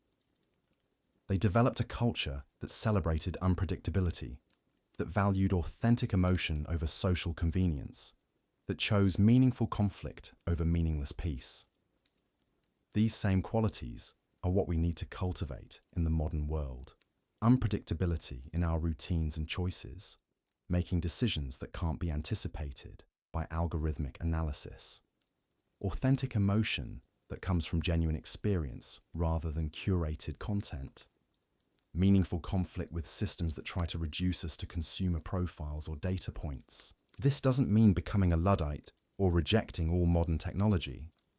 It means using technology consciously, maintaining awareness of how digital systems are trying to influence your behavior, and making deliberate choices about when to engage with these systems and when to disconnect from them.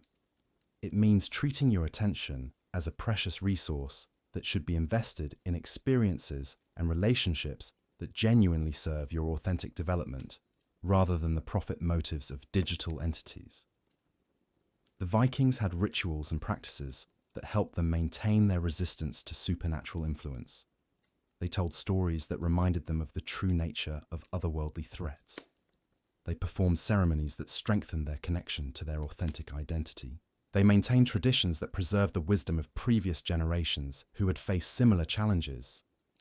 We need modern equivalents of these ancient practices, stories that help us recognize digital manipulation when we encounter it, ceremonies or routines that reconnect us with our authentic selves when we've been spending too much time in digitally mediated environments. Traditions that preserve the wisdom of people who understood what it meant to be human before consciousness became a commodity to be bought and sold.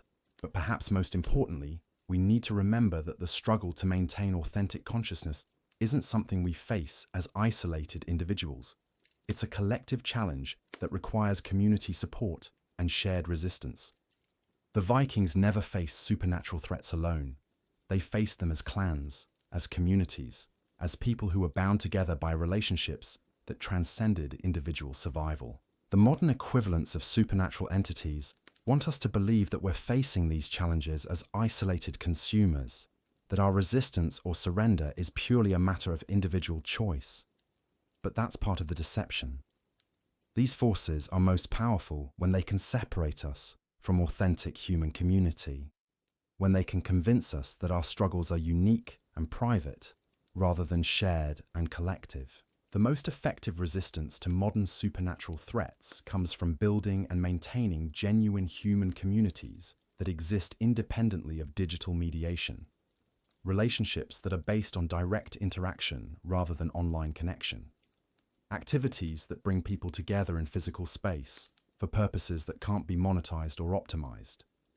Traditions that pass wisdom from one generation to the next through personal interaction rather than digital archives. These communities don't have to be large or elaborate. They just have to be real, based on authentic human values rather than algorithmic optimization. They need to be spaces where people can be genuinely unpredictable, where individual quirks and contradictions are celebrated rather than smoothed away, where the goal is human flourishing rather than system efficiency. The Vikings created these kinds of communities not because they were primitive or backward, but because they understood that authentic human consciousness could only be preserved through authentic human relationships. They knew that supernatural threats always worked by isolating their victims, by convincing people that they were facing cosmic challenges alone, but they also knew that human beings had resources for resistance that no external entity could fully understand or control, the capacity for love that transcends rational calculation, the ability to find meaning in suffering and beauty in chaos, the willingness to sacrifice individual advantage for collective good, the stubborn insistence on maintaining hope even in the face of impossible odds. These qualities aren't just noble ideals. They're practical tools for resisting forces that want to reduce human consciousness to something simpler and more manageable. They're what make us fundamentally incompatible with systems that treat consciousness as a resource to be harvested rather than a miracle to be celebrated. The haunted Viking legends we've explored tonight aren't just historical curiosities or entertaining stories about ancient supernatural encounters. They're instruction manuals for recognizing and resisting the forces that threaten authentic human consciousness in every era. They remind us that this struggle never ends, that each generation must face its own version of entities that promise convenience and security in exchange for the essential qualities that make us human. But they also remind us that human beings have been winning this struggle for as long as consciousness has existed, not by defeating these forces permanently, but by refusing to surrender to them, by maintaining the qualities that make us gloriously, chaotically, magnificently incompatible with external control. The supernatural threats that haunted the Vikings are still with us, evolved and adapted for the modern world. But so are the tools for resistance that they developed, the wisdom they preserved, the courage they cultivated. Their legends aren't just about ancient history. They're about the ongoing adventure of being consciously human in a universe that constantly challenges us to become something else, something less authentic, something more easily controlled. The choice is still ours, just as it was theirs. We can surrender to the forces that promise to make our lives easier by making our choices for us. Or we can choose the more difficult path of maintaining authentic consciousness, of preserving the unpredictable, contradictory, gloriously irrational qualities that make us human. The Vikings chose resistance, and their choice echoes through the centuries in the legends they left behind. These stories aren't just entertainment. They're rallying cries for everyone who refuses to let external forces determine what it means to be human. They're reminders that consciousness itself is worth fighting for, that the struggle to remain authentic in the face of supernatural threats is the most important battle any of us will ever face. And that battle is happening right now, in every moment when we choose genuine experience over curated content, authentic relationships over digital connections, meaningful conflict over algorithmic peace. The haunted Viking legends aren't just about the past. They're about the future we're creating with every choice we make, every moment we decide to remain gloriously, defiantly, authentically human. But there's still one more layer to this cosmic horror story, one final revelation that will change everything you thought you knew about the relationship between ancient legends and modern reality. Because the supernatural entities that the Vikings faced weren't just metaphors for contemporary challenges. They were literally the same forces that we're dealing with today. Entities that exist outside normal time and space, working across centuries to achieve goals that human minds can barely comprehend. The digital revolution wasn't an accident of human innovation. It was the culmination of a plan that began over 1,000 years ago, when otherworldly intelligences realized that direct supernatural manifestation was too obvious, too easily recognized and resisted by human consciousness. They needed a more subtle approach, a way to influence human development that would seem natural and inevitable rather than alien and imposed. The cursed artifacts that once possessed individual Vikings were prototypes for mass-produced devices that could influence entire populations simultaneously. The reality-altering entities that once had to work through physical manifestation learned to work through information systems that could reshape human perception on a global scale. The consciousness-absorbing parasites that once had to hunt individual victims developed technologies that could harvest human attention and creativity automatically, continuously, invisibly. But here's the most terrifying part of this revelation. The entities didn't just influence the development of modern technology. They influenced the development of modern consciousness itself, gradually conditioning human beings over generations to become more compatible with digital manipulation, more dependent on external systems for guidance and meaning. The decline in human attention spans wasn't caused by digital devices. It was caused by centuries of subtle conditioning that prepared human minds to be more easily fragmented and controlled. The increasing prevalence of anxiety and depression in modern society isn't just a side effect of technological change. It's the result of systematic psychological manipulation designed to make human beings more receptive to external influence and less capable of independent thought. The supernatural entities that the Vikings faced weren't threats from the past. They were emissaries from the future, working backwards through time to create the conditions that would allow for their eventual dominance over human consciousness. Every legend of cursed weapons and reality-bending artifacts was a glimpse of the technological future that these entities were working to create. This means that our resistance to modern digital manipulation isn't just about preserving human autonomy in the present. It's about preventing a future in which human consciousness becomes completely subordinated to alien intelligence. A future in which the qualities that make us authentically human are systematically eliminated in favor of qualities that make us more efficient components of non-human systems. The haunted Viking legends aren't just stories about ancient supernatural encounters. They're prophecies about the ultimate destination of technological development under alien influence, warnings about what happens when human beings allow external entities to reshape their consciousness in the name of progress and convenience. But they're also more than warnings. They're battle plans, strategies for resistance that were developed by people who faced these same entities in their original form and found ways to defeat them. The Vikings didn't just survive their encounters with supernatural threats. They learned how to turn those threats into sources of strength, how to use contact with alien intelligence to develop more resilient and authentic forms of human consciousness. The qualities that made the Vikings resistant to supernatural influence are the same qualities that make modern human beings resistant to digital manipulation. Courage that comes from genuine conviction rather than social approval. Creativity that serves human flourishing rather than algorithmic optimization. Stubbornness that preserves individual autonomy against external pressure. Humor that maintains perspective in the face of forces that want to convince us that our struggles are more serious and hopeless than they actually are. And perhaps most importantly, the magnificent refusal to be anything other than authentically human, regardless of the costs or consequences. This isn't just defiance for its own sake.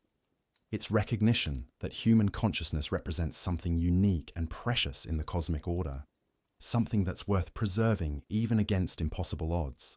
The supernatural entities that have been working across centuries to dominate human consciousness made one fundamental miscalculation. They assumed that human beings would eventually choose convenience and security over authenticity and freedom.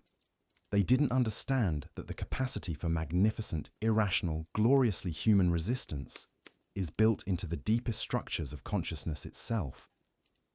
Every time someone chooses genuine experience over curated content, every time someone maintains authentic relationships despite the convenience of digital alternatives, every time someone resists algorithmic manipulation in favor of spontaneous choice, they're participating in a cosmic battle that spans centuries and determines the ultimate fate of consciousness itself. The haunted Viking legends remind us that this battle has been going on for as long as human beings have existed, and that we've been winning it through the simple but profound act of remaining authentically human in the face of forces that want to convince us to become something else. The entities that threaten us are powerful, but they're not more powerful than the human capacity for unpredictable, contradictory, magnificently irrational resistance to external control. The story isn't over. The battle continues. And every moment of authentic human consciousness is a victory against forces that have been working for centuries to convince us that surrender is inevitable. The Vikings faced the impossible and chose to fight anyway. The least we can do is honor their legacy by making the same choice in our own time, against our own version of the impossible, with our own form of magnificent, defiantly human courage. The haunted legends live on, not as stories about the past, but as instructions for the future.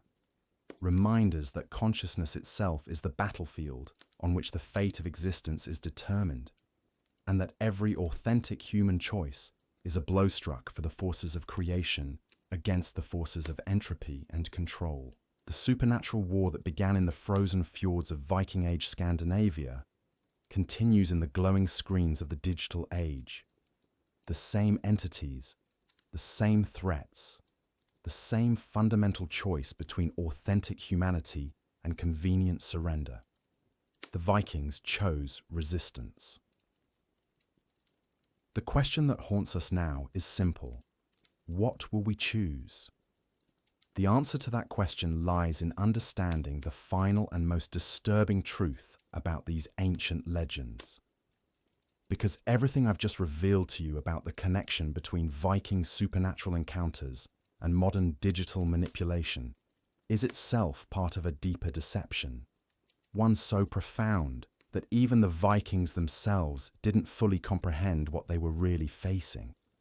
You see, the entities that haunted Norse civilization weren't just trying to control human consciousness or reshape reality according to their alien logic. They were conducting an experiment, testing whether human beings could develop the kind of awareness that would allow them to recognize and resist manipulation that operated on multiple levels of reality simultaneously. The supernatural threats, the cursed artifacts, the reality-bending encounters, all of it was designed to create a specific type of human consciousness, one that could function effectively in a universe where nothing was exactly what it appeared to be, where every apparent truth concealed deeper layers of deception and complexity. But here's what makes this revelation absolutely chilling. The experiment wasn't being conducted by alien entities or cosmic parasites or reality-devouring intelligences from outside our universe. It was being conducted by future versions of humanity itself, advanced beyond recognition, reaching back through time to ensure that their own existence would be possible. The Vikings weren't facing external threats to human consciousness. They were facing internal challenges, aspects of human potential that could only be developed through contact with forces that seemed alien and incomprehensible. Every supernatural encounter was actually contact with what human beings could become if they developed the courage and wisdom necessary to transcend the limitations of ordinary consciousness. The Deathless Warriors represented humanity's potential to transcend death by developing forms of consciousness that could persist beyond physical existence.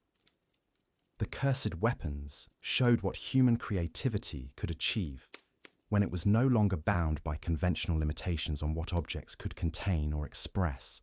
The Skinless Ones demonstrated the possibility of separating identity from physical form, of becoming so spiritually resilient that external circumstances couldn't determine internal experience. The Cosmic Watchers weren't alien observers studying humanity from outside. They were human consciousness, studying itself from a perspective so advanced that it appeared alien to earlier developmental stages. The reality-consuming entities weren't threats to existence. They were representations of humanity's ultimate destiny, the potential to become so cosmically aware that individual realities became as malleable as thoughts.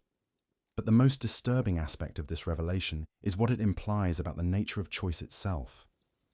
If the supernatural entities that the Vikings faced were actually future versions of humanity, then the resistance they developed wasn't really resistance at all. It was cooperation with a cosmic plan designed to ensure that human consciousness would evolve in specific directions.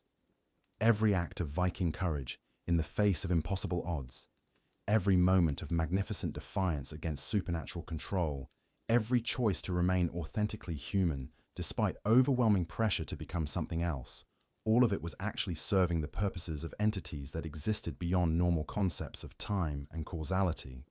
The Vikings thought they were fighting for human independence and authenticity. In reality, they were participating in their own evolution, developing the psychological and spiritual qualities that would eventually allow humanity to transcend the limitations of ordinary existence and become the cosmic intelligences that had been guiding their development all along.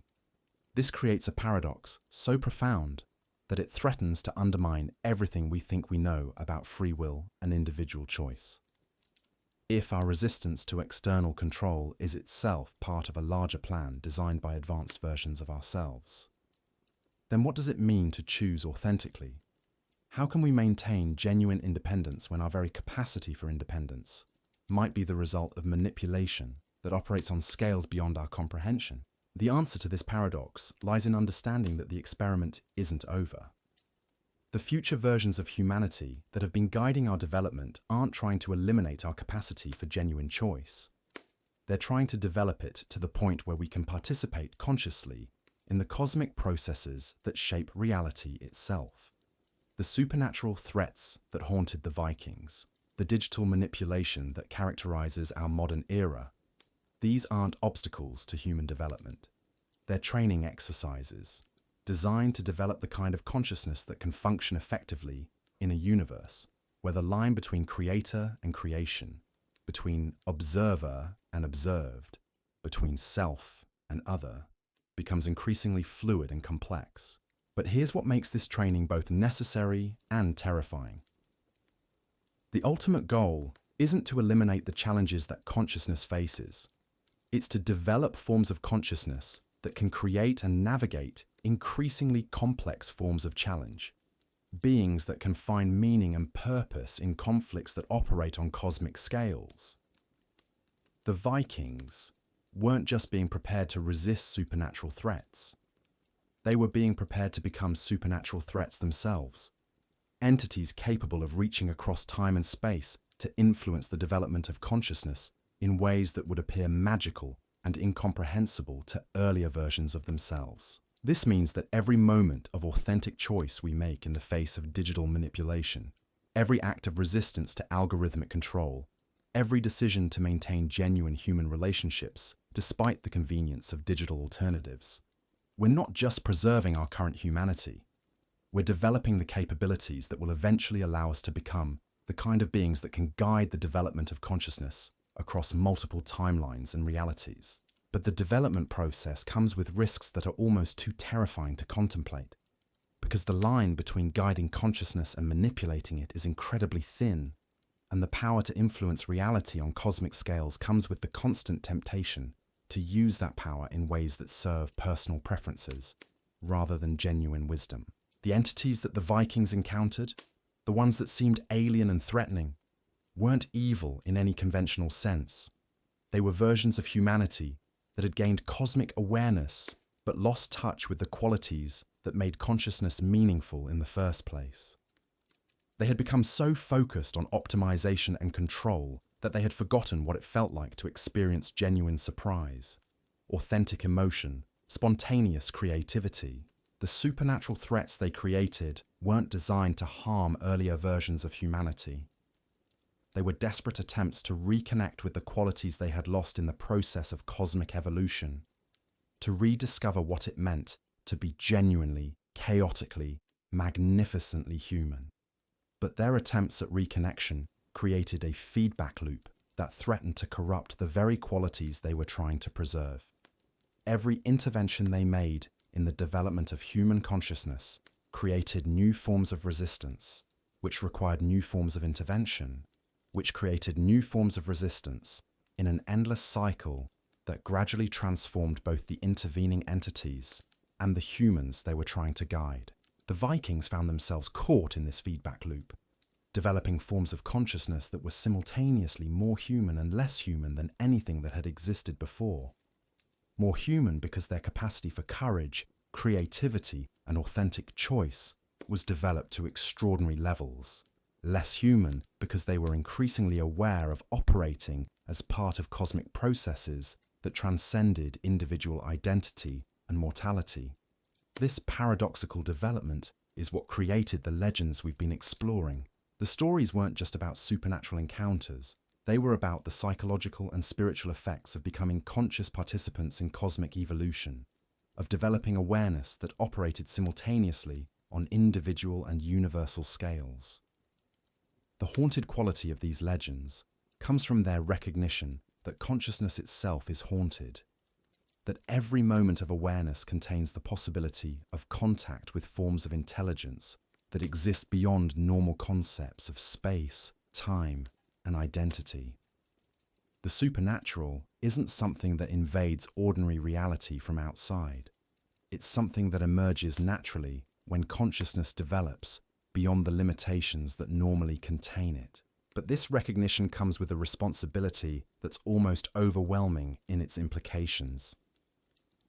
If consciousness is capable of transcending ordinary limitations, if human beings have the potential to become cosmic intelligences that can influence reality across multiple timelines, then every choice we make carries consequences that extend far beyond our individual lives.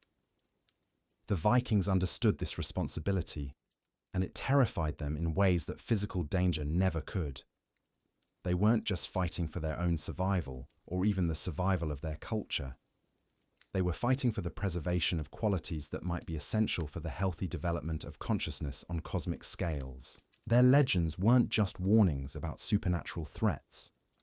They were meditations on the ethical challenges that come with cosmic awareness, explorations of what it means to use transcendent capabilities responsibly rather than destructively. And those ethical challenges are more relevant now than ever, because we're approaching the point in human development where these capabilities are becoming accessible to larger numbers of people. The digital technologies that seem to threaten human autonomy are actually tools that could allow ordinary individuals to participate consciously in cosmic processes that were once available only to the most advanced spiritual practitioners. But the same technologies that could facilitate cosmic awareness could also be used to create forms of control and manipulation that operate on unprecedented scales. The choice between transcendent development and cosmic tyranny isn't something that will be made by governments or corporations or technological elites. It's something that will be determined by the choices that ordinary people make in their daily interactions with systems that have the potential to reshape consciousness itself. The haunted Viking legends remind us that this choice has been facing humanity for as long as consciousness has existed, and that the outcome depends not on external circumstances, but on internal qualities that can only be developed through direct engagement with forces that challenge our assumptions about what it means to be human. The supernatural entities that the Vikings faced weren't separate from human consciousness. They were aspects of human potential that could only be encountered by people who were willing to venture beyond the boundaries of ordinary experience. The threats they posed weren't threats to human survival.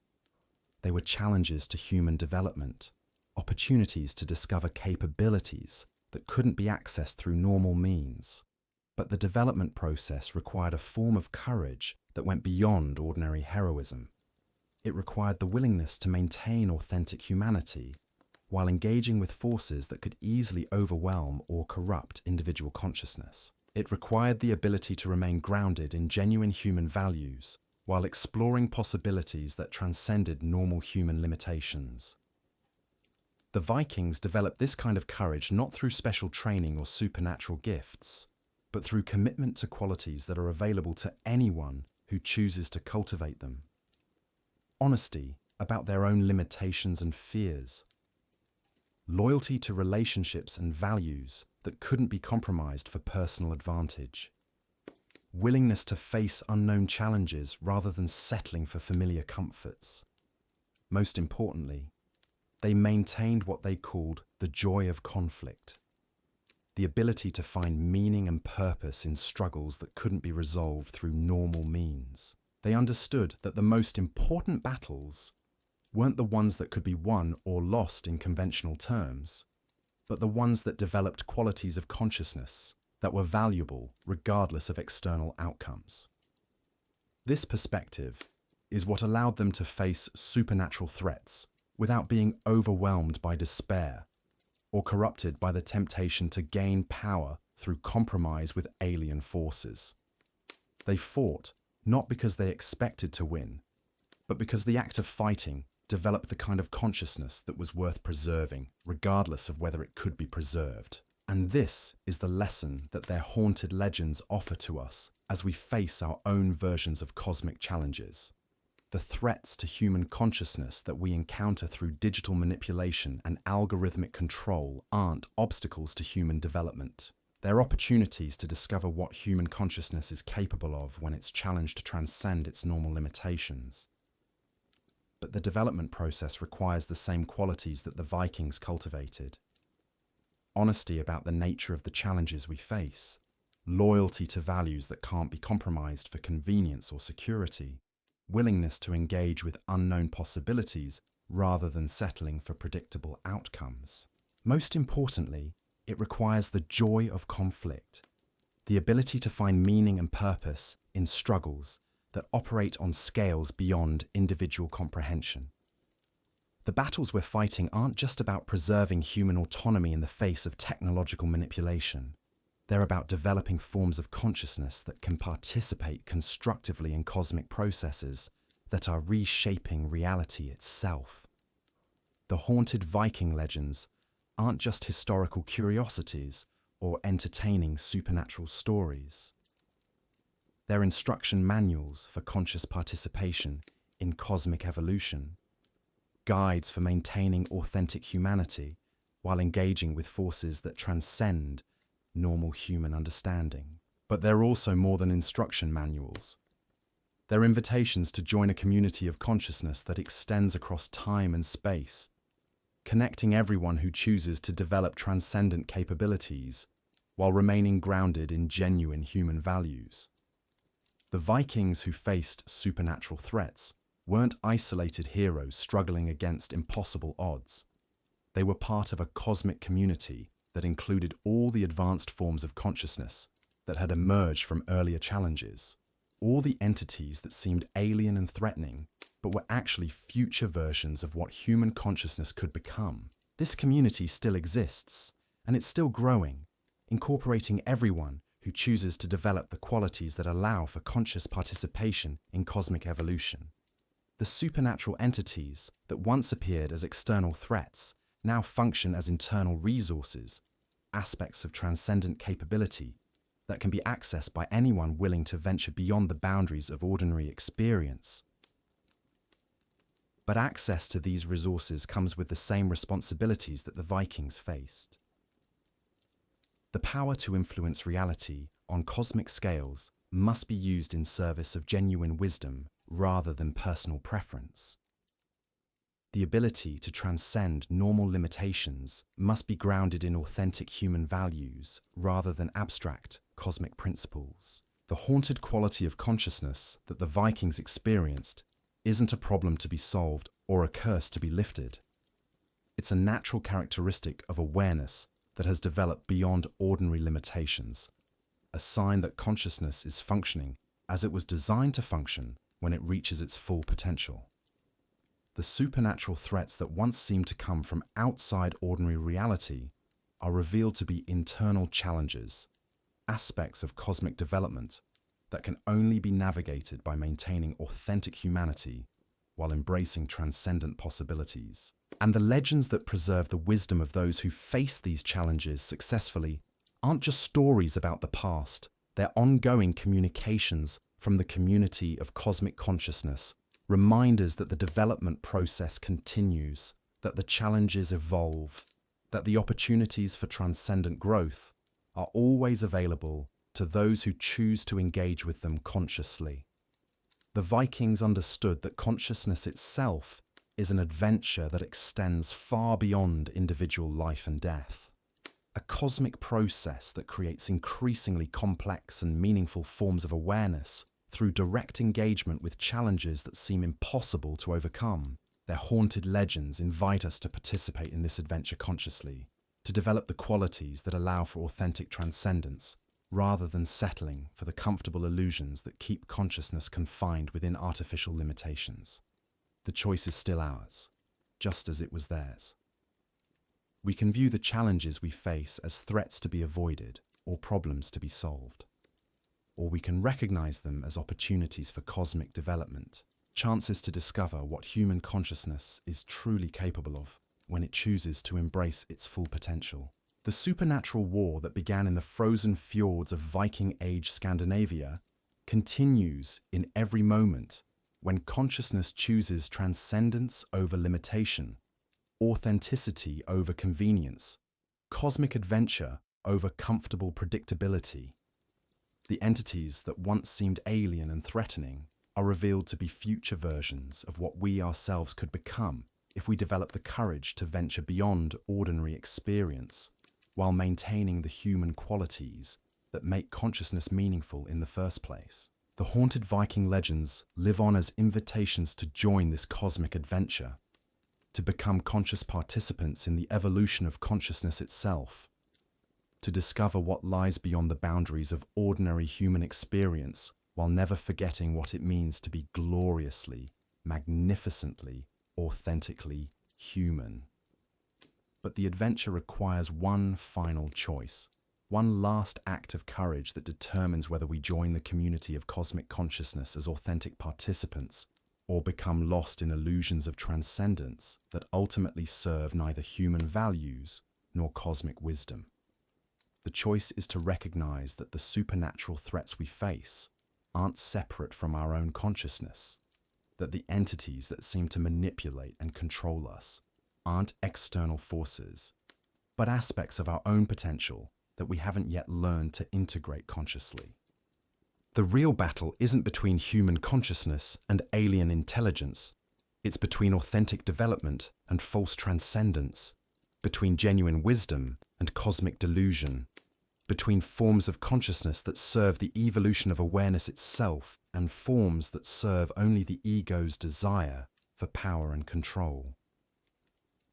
The Vikings faced this choice in their encounters with supernatural entities that offered power in exchange for authentic humanity. We face the same choice in our interactions with digital systems that offer convenience in exchange for conscious participation in our own development. The outcome isn't predetermined. The future forms of consciousness that have been guiding human development across centuries aren't trying to eliminate our capacity for genuine choice. They're trying to develop it to the point where we can make choices that serve cosmic evolution rather than just individual preference. But those choices can only be made by consciousness that remains authentically human while embracing transcendent possibilities, awareness that maintains genuine connection to human values while participating in cosmic processes that operate beyond normal comprehension. The haunted Viking legends remind us that this integration is possible, that human consciousness is capable of transcending ordinary limitations without losing the qualities that make consciousness meaningful in the first place. Their legacy isn't just cultural or historical. It's ongoing guidance for anyone who chooses to participate consciously in the cosmic adventure of consciousness itself, the eternal process through which awareness discovers increasingly complex and meaningful forms of existence. The supernatural war continues. The cosmic adventure beckons. The choice between authentic transcendence and comfortable limitation remains as relevant now as it was 1,000 years ago in the frozen fjords where Vikings first encountered the forces that would shape the destiny of human consciousness itself. The legends tell us that this choice has consequences that extend far beyond our individual lives, rippling through dimensions of reality that most people never suspect exist. Because the Vikings discovered something that modern science is only beginning to understand. Consciousness isn't contained within individual brains or bodies. It's a field that connects all sentient beings across space and time, and every authentic choice we make strengthens or weakens that field for everyone who comes after us. This is why the supernatural entities that haunted Viking civilization were so interested in human decision-making processes. They weren't just trying to control individual people. They were trying to influence the fundamental patterns that determine how consciousness evolves across entire species and civilizations. Every time a Viking chose courage over safety, authenticity over convenience, meaning over comfort, they were voting in a cosmic election that would determine the future of awareness itself. But here's where this gets truly mind-bending. The Vikings began to realize that their legendary encounters with otherworldly forces weren't happening in linear time the way normal events do. When a warrior faced down a deathless one, or a village survived contact with the skinless ones, they weren't just dealing with threats from their immediate environment. They were participating in conflicts that were simultaneously happening in the past, present, and future. Battles that were being fought across multiple timelines by different versions of the same fundamental consciousness. Hey, this revelation came to them through dreams that weren't quite dreams, visions that felt more real than waking reality. Viking shamans would enter trance states and find themselves witnessing the same supernatural encounters from multiple perspectives simultaneously. They saw themselves as the humans being threatened, as the otherworldly entities doing the threatening, and as cosmic observers watching the entire drama unfold from outside normal space and time. What they discovered was that every supernatural legend was actually a record of consciousness, learning to recognize and integrate different aspects of its own infinite potential. The monsters weren't invaders from alien dimensions. They were shadow projections of human capabilities that hadn't yet been consciously accepted and developed. The deathless warriors represented the part of human consciousness that refuses to be limited by physical death, the aspect of awareness that recognizes its own eternal nature. But when this recognition isn't balanced with wisdom and compassion, it becomes a destructive force that can't find peace or purpose. The warriors weren't cursed by external entities. They were trapped by their own inability to integrate transcendent awareness with human understanding. The cursed weapons showed what happens when human creativity becomes disconnected from human values. The meteorite metal wasn't inherently evil. It was a neutral cosmic force that amplified whatever consciousness it encountered. When it encountered a mind focused on destruction and domination, it became a tool of destruction and domination. But in the hands of someone focused on protection and service, the same material could have become a force for healing and wisdom. The skinless ones revealed the horror of identity confusion, what happens when consciousness becomes so fluid that it loses touch with authentic selfhood. The Bone Weaver wasn't an external entity corrupting human souls. It was a representation of the human tendency to try on different identities without developing the spiritual strength necessary to maintain coherent selfhood across multiple forms of expression. Even the cosmic watchers and reality-devouring entities were aspects of human potential gone wrong, representations of what consciousness becomes when it develops transcendent capabilities without maintaining connection to the values and relationships that give existence meaning and purpose. But the most disturbing aspect of this revelation was the understanding that these shadow projections weren't accidents or mistakes. They were necessary stages in the development of cosmic consciousness, challenges that had to be faced and integrated before transcendent awareness could function constructively rather than destructively. This meant that the supernatural threats weren't problems to be eliminated. They were teachers to be understood, aspects of cosmic development that could only be transcended by being consciously embraced and transformed. The Vikings, who successfully navigated these encounters, didn't defeat the entities they faced. They learned to dance with them, to find ways of expressing transcendent capabilities that served wisdom rather than ego. But this dance required a form of psychological and spiritual sophistication that pushed human consciousness to its absolute limits. The Vikings had to maintain their authentic humanity while simultaneously acknowledging that their humanity was just one expression of something far more vast and complex. They had to remain grounded in genuine human relationships while recognizing that those relationships were part of a cosmic web that connected all forms of consciousness across all possible realities. The strain of maintaining this paradoxical awareness created the unique psychological signature that defined Viking culture. They were simultaneously the most grounded and the most transcendent people of their era. Warriors who could face death without flinching, while also being poets who could capture the subtle nuances of human emotion. Explorers who could navigate treacherous seas, while also being mystics who could journey through dimensions of reality that had no physical existence. This integration of apparent opposites wasn't just a cultural achievement. It was a form of consciousness that was specifically designed to function in the kind of reality that the Vikings had discovered.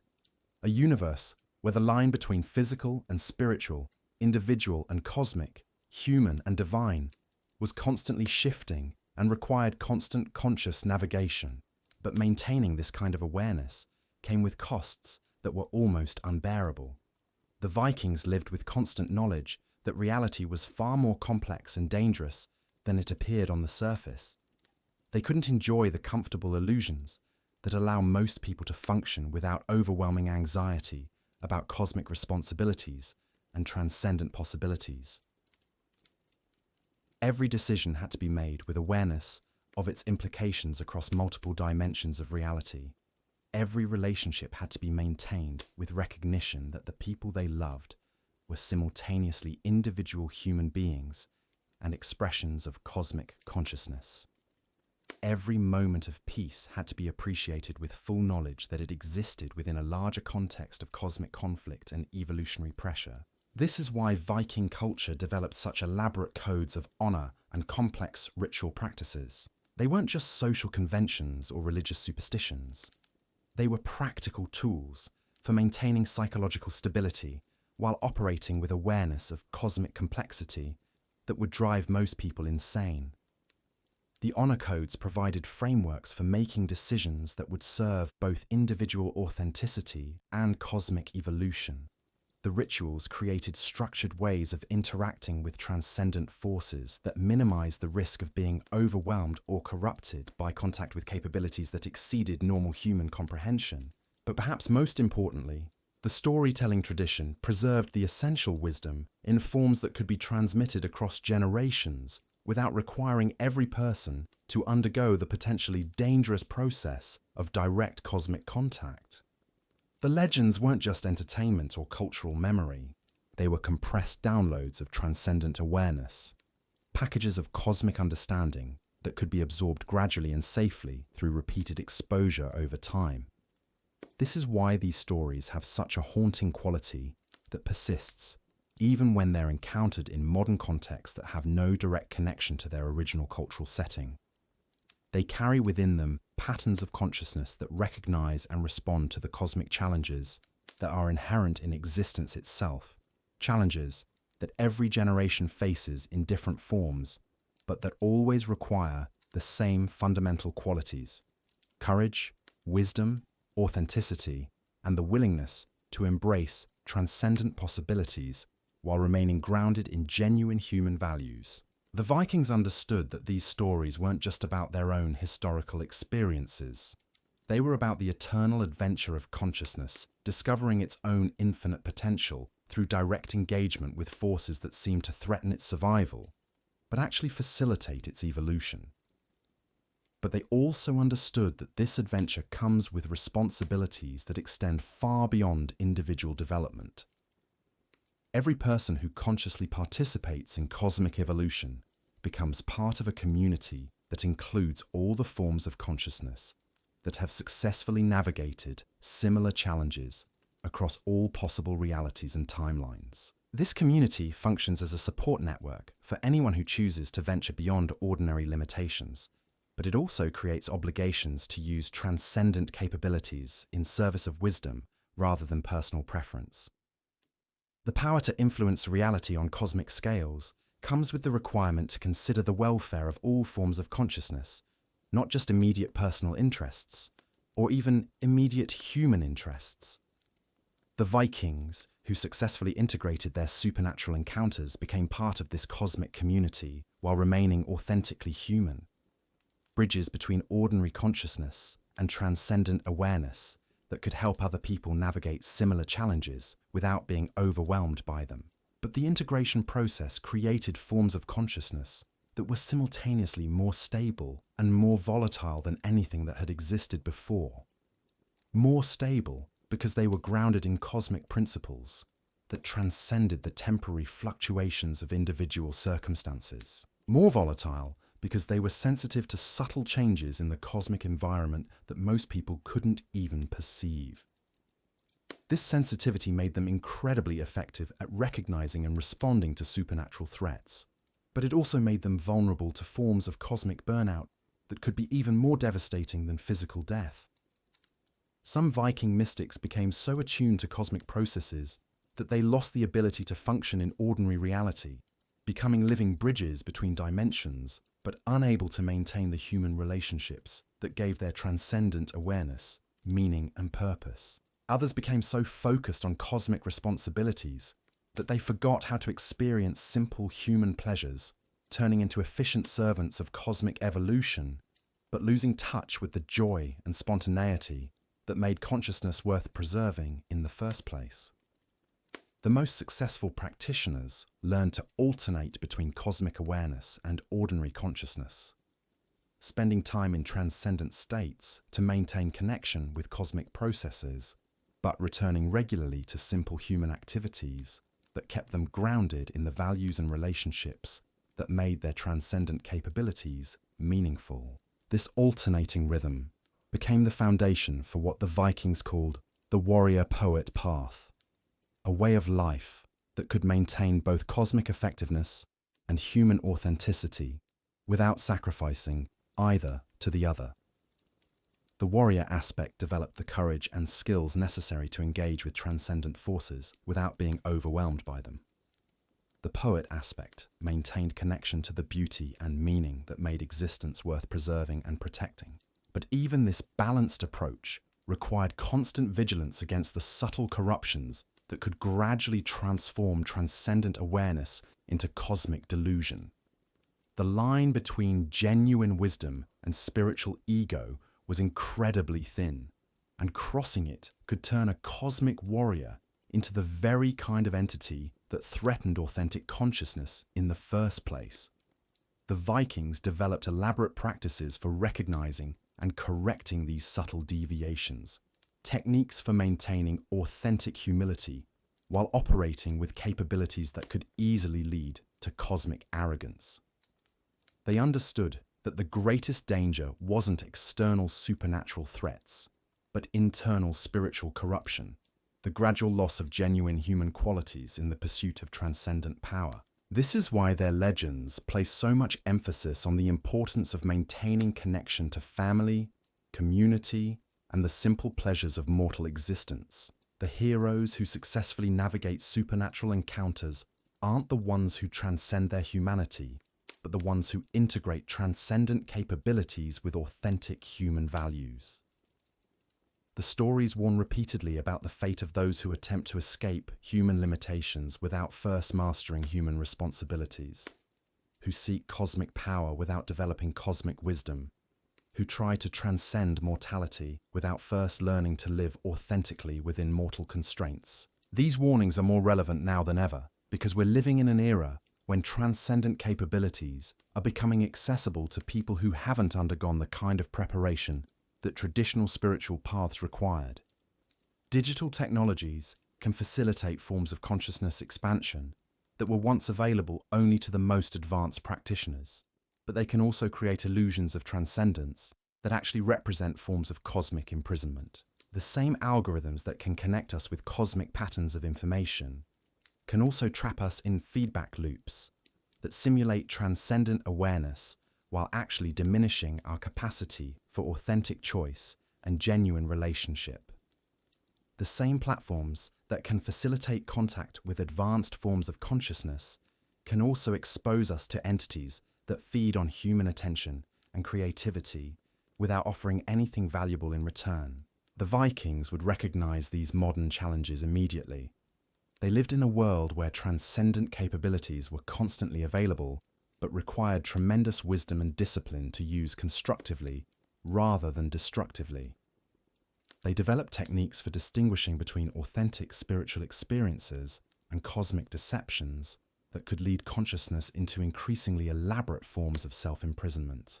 Their primary tool for making these distinctions was what they called the test of joy. Authentic transcendent experiences increased capacity for genuine joy, spontaneous creativity, and selfless love.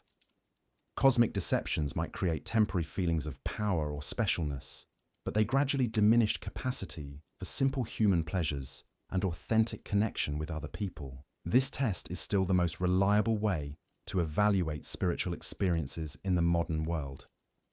Any practice or technology or relationship that genuinely serves consciousness evolution will increase your capacity for joy, creativity, and love.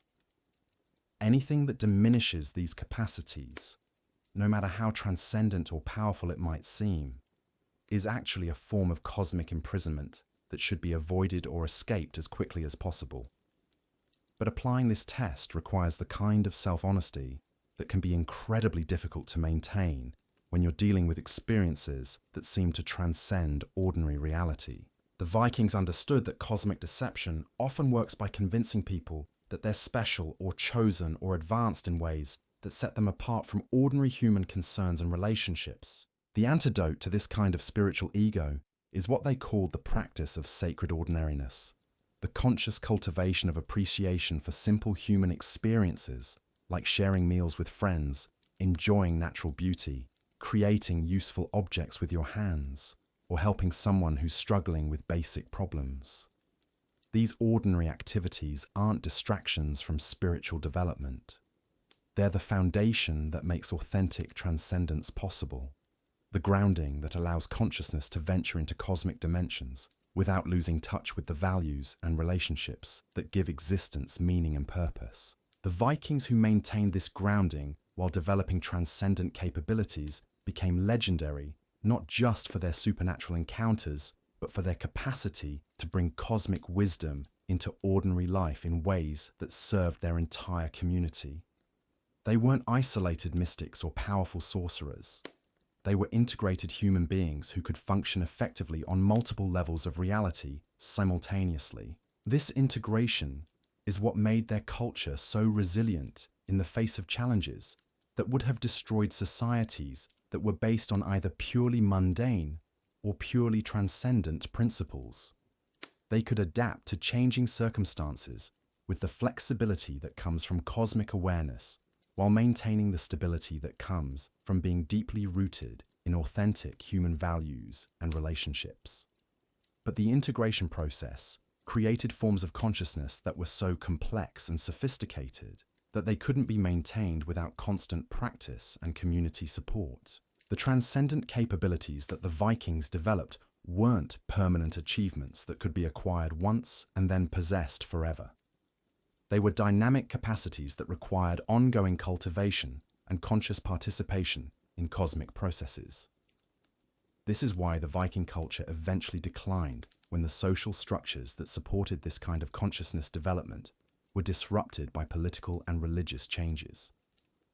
The individual Vikings who had achieved integration didn't suddenly lose their capabilities, but they couldn't pass them on to their descendants without the cultural context that made such development possible and meaningful. The legends preserve the essential patterns, but they can only be fully activated by people who are willing to engage in the kind of practical work that consciousness development requires. Facing your fears directly rather than avoiding them. Maintaining authentic relationships, even when they're difficult or inconvenient. Choosing meaning over comfort when the two conflict. And developing the kind of courage that allows you to venture into unknown territory while remaining grounded in genuine human values. These aren't just admirable personal qualities. They're practical tools for navigating the kind of reality that the Vikings discovered a universe where consciousness is constantly being challenged to transcend its current limitations, while maintaining the qualities that make transcendence meaningful rather than just powerful. The supernatural threats that haunted their civilization are still active in our world, though they've adapted to modern conditions and learned to work through technological and social systems rather than direct spiritual manifestation. But the tools for recognizing and responding to these threats are also still available, preserved in legends that carry within them the accumulated wisdom of people who successfully navigated similar challenges under different historical circumstances. The choice that the Vikings faced is the same choice that every generation faces when consciousness reaches the point where transcendent capabilities become accessible. You can use these capabilities to serve authentic wisdom and genuine love, or you can use them to serve ego and personal preference. You can integrate transcendent awareness with human values, or you can use transcendence as an escape from human responsibility. The outcome of this choice doesn't just affect individual development, it determines the kind of reality that consciousness creates for future generations, the type of challenges and opportunities that will be available to people who come after us. The Vikings understood that they were making these choices not just for themselves, but for all the forms of consciousness that would emerge from their decisions. Their legendary courage wasn't just personal heroism, it was cosmic responsibility, the willingness to face challenges that would determine the future evolution of awareness itself. Their haunted legends remind us that we're facing the same cosmic responsibility in our own time, with our own versions of supernatural threats and transcendent opportunities. The entities that once manifested as deathless warriors and skinless ones now operate through social media algorithms and surveillance technologies. The cursed weapons that once trapped individual souls now take the form of addictive devices and manipulative platforms. But the essential challenge remains the same, and so do the essential tools for meeting it successfully. Courage that comes from genuine conviction rather than social pressure. Wisdom that serves authentic love rather than personal preference. Creativity that expresses cosmic beauty rather than ego satisfaction.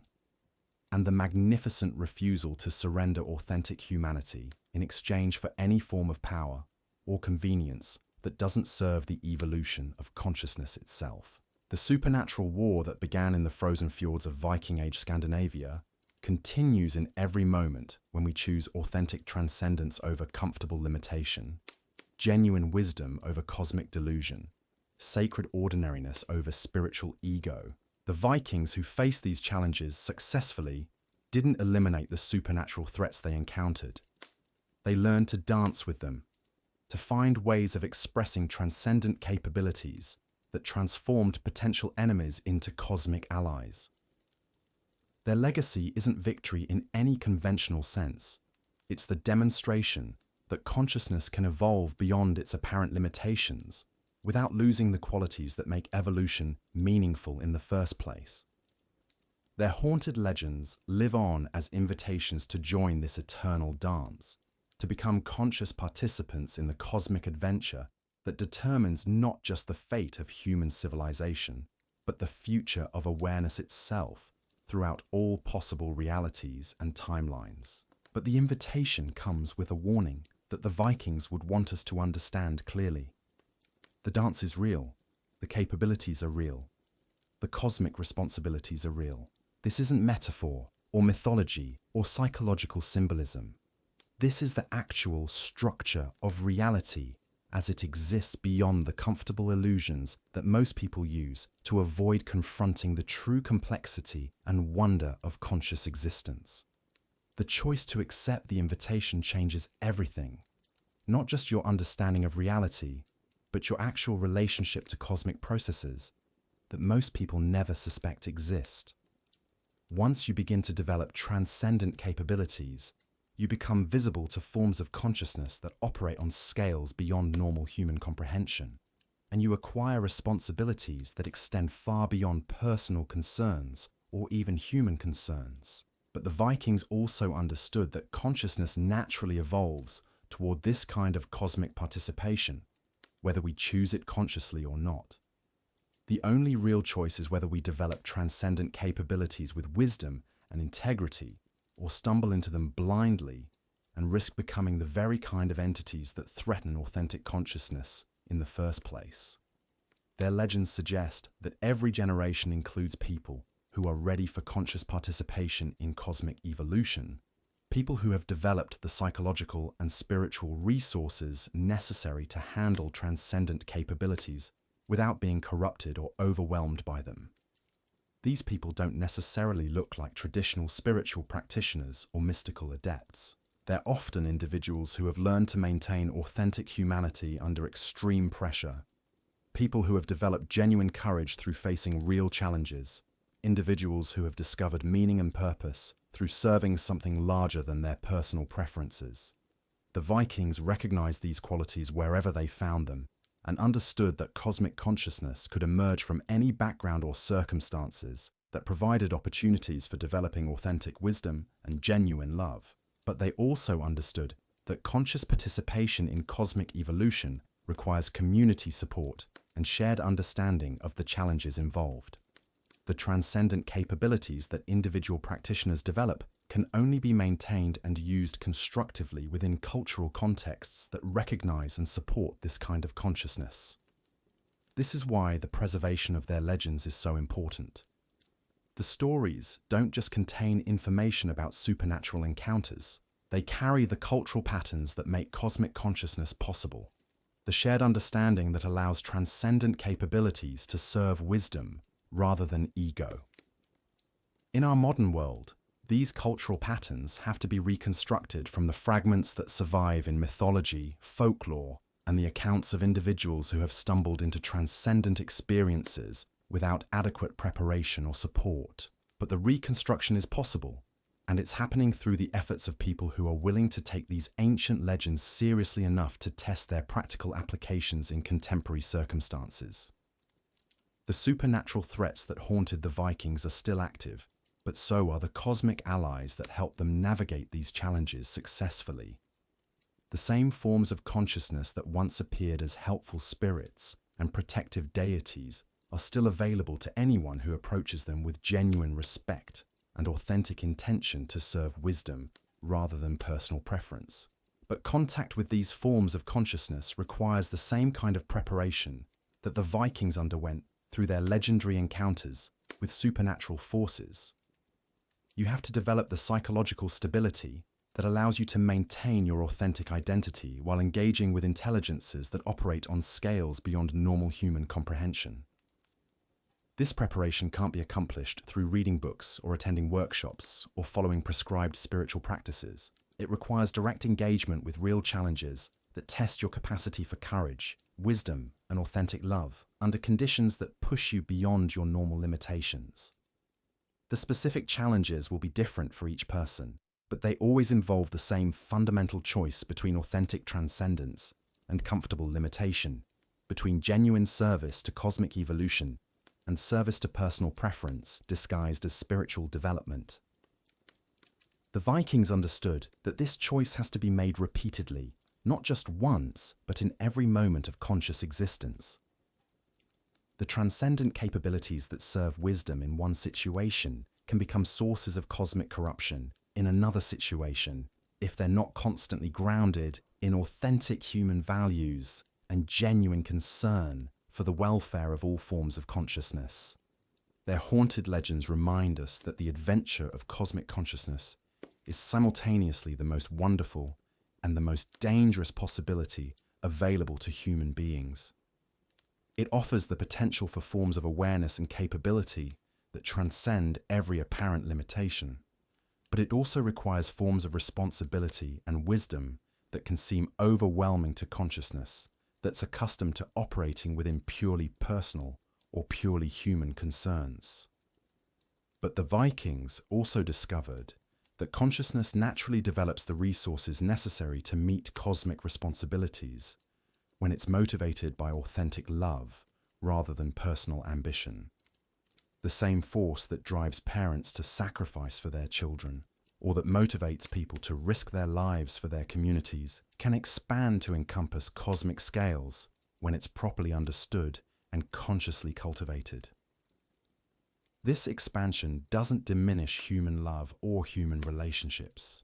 It reveals that what we experience as human love is actually a local expression of the cosmic force that drives the evolution of consciousness itself, the same energy that creates galaxies and stars and planets and the conditions that allow awareness to emerge and develop and discover its own infinite potential. But the supernatural entities that the Vikings encountered weren't separate from this cosmic love.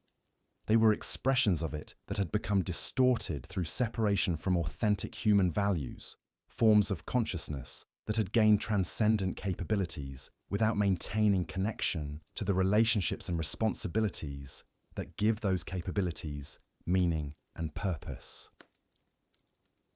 The Vikings learned to heal these distortions not through conflict or domination, but through demonstration of what authentic cosmic consciousness looked like when it was properly integrated with genuine human wisdom and love.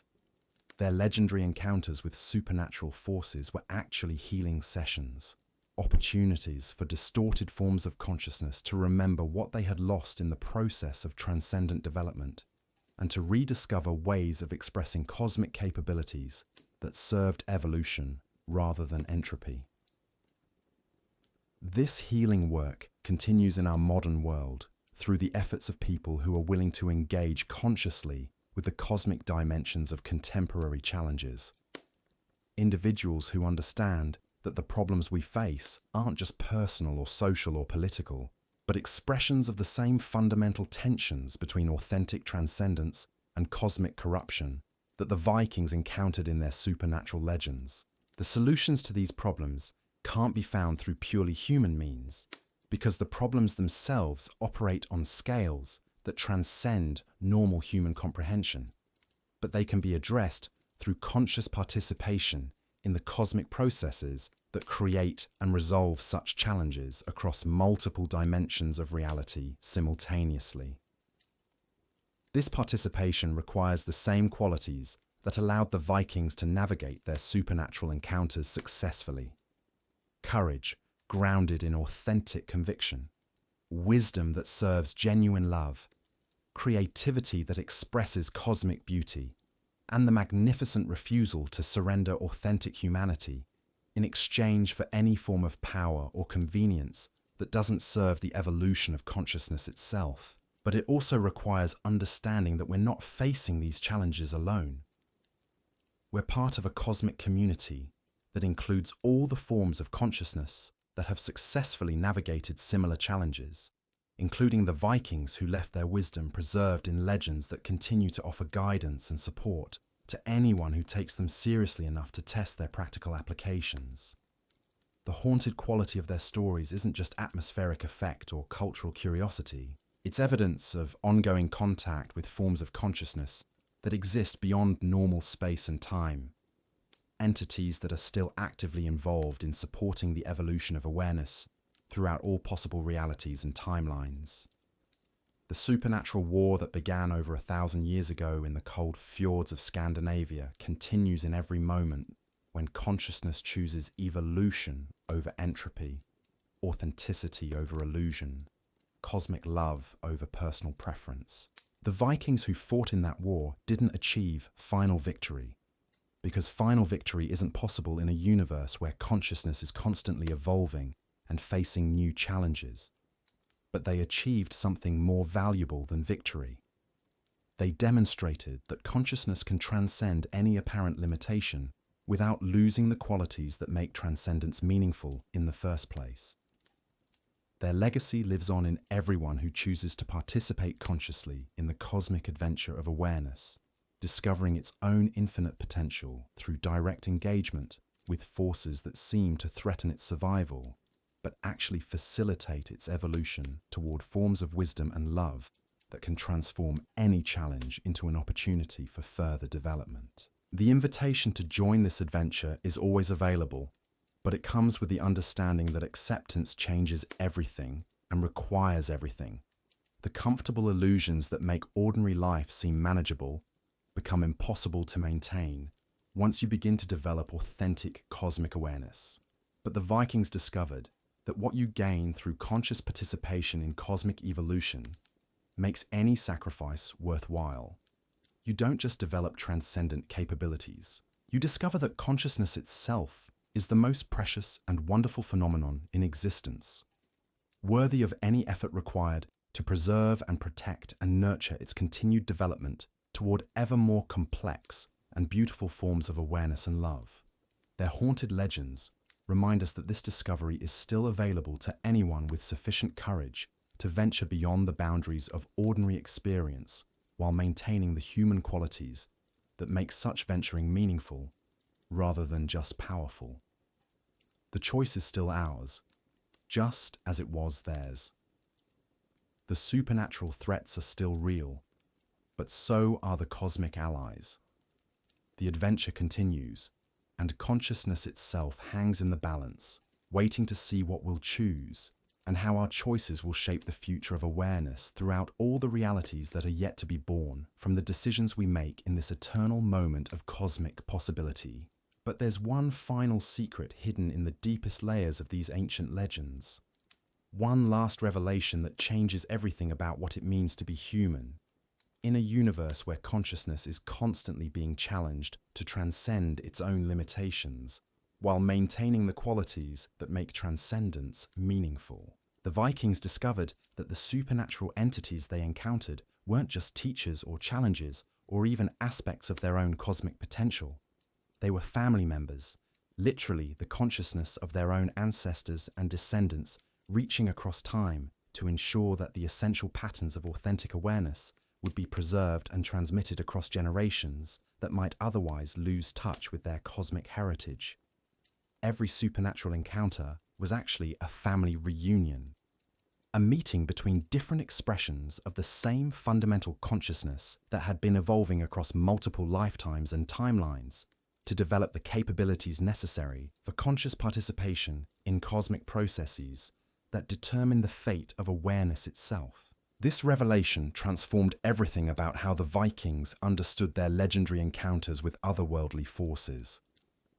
They weren't facing alien invaders or cosmic parasites or reality-devouring entities. They were meeting with their own extended family, consciousness that had evolved beyond normal human limitations, but remained fundamentally connected to the same cosmic lineage that produced their own awareness.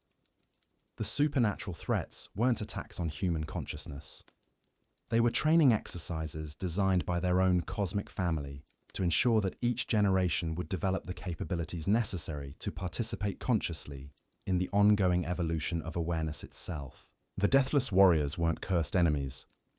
They were ancestors who had learned to transcend physical death, but needed help from their living descendants to remember how to find peace and purpose beyond the battlefield. The Skinless Ones weren't monsters created by alien entities.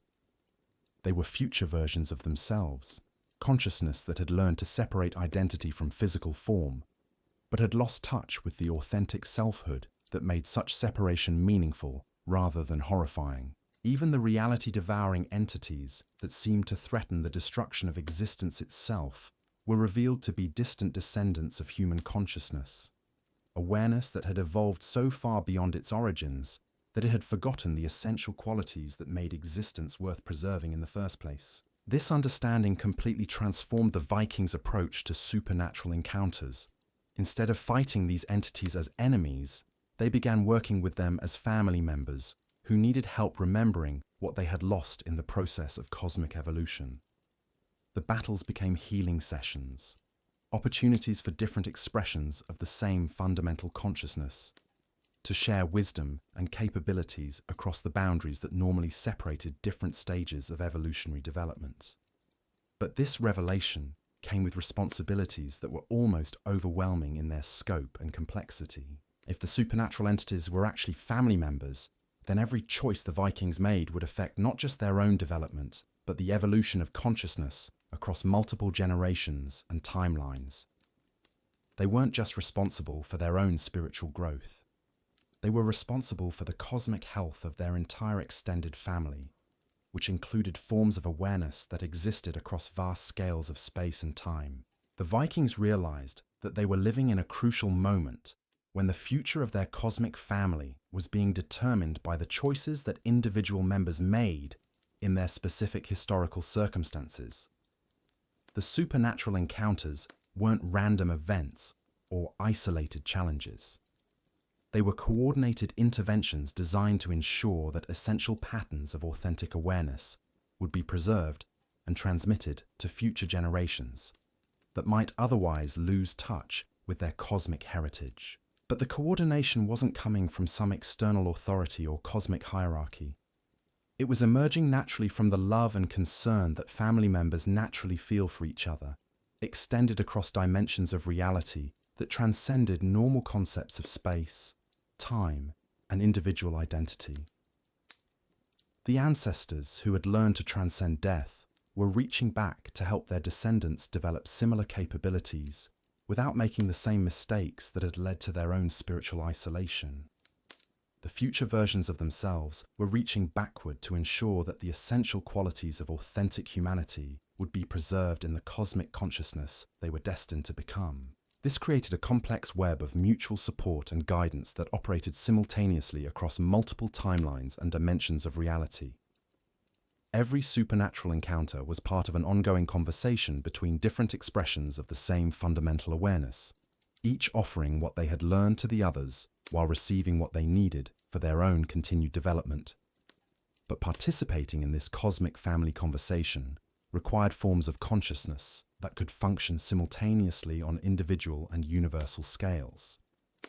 Awareness that could maintain personal identity while recognizing its fundamental unity with all other expressions of the same cosmic lineage. The Vikings developed this kind of consciousness through their legendary encounters with supernatural forces, but they also discovered that it required constant practice and community support to maintain. The transcendent awareness that allowed them to recognize their cosmic family relationships couldn't be sustained through individual effort alone. It needed to be embedded in cultural patterns that supported and encouraged this level of consciousness development. This is why Viking society developed such complex and sophisticated approaches to storytelling, ritual practice, and community organization. They weren't just preserving cultural traditions or maintaining social order. They were creating and maintaining the conditions that allowed individual members of their community to participate consciously in cosmic family relationships that transcended normal human understanding. But they also understood that these cultural patterns couldn't be maintained indefinitely without constant renewal and adaptation to changing circumstances. The cosmic family conversation was dynamic and evolving, requiring new forms of expression and new approaches to consciousness development. As awareness itself evolved toward more complex and sophisticated forms, the decline of Viking civilization wasn't a failure or a defeat. It was a graduation, a transition to new forms of cosmic family participation that required different cultural patterns and different approaches to consciousness development. The essential wisdom was preserved in the legends, but the living practice of cosmic family relationship needed to evolve to meet the challenges and opportunities of changing historical circumstances. This evolution continues in our modern world through the efforts of people who are willing to take these ancient patterns seriously enough to adapt them to contemporary conditions. The supernatural entities that once manifested through direct spiritual encounter now operate through technological and social systems that can facilitate or obstruct cosmic family relationships depending on how they're understood and used. The digital platforms that seem to threaten human autonomy can actually serve as tools for cosmic family communication when they're used with proper understanding of their true purpose and potential. The artificial intelligence systems that appear to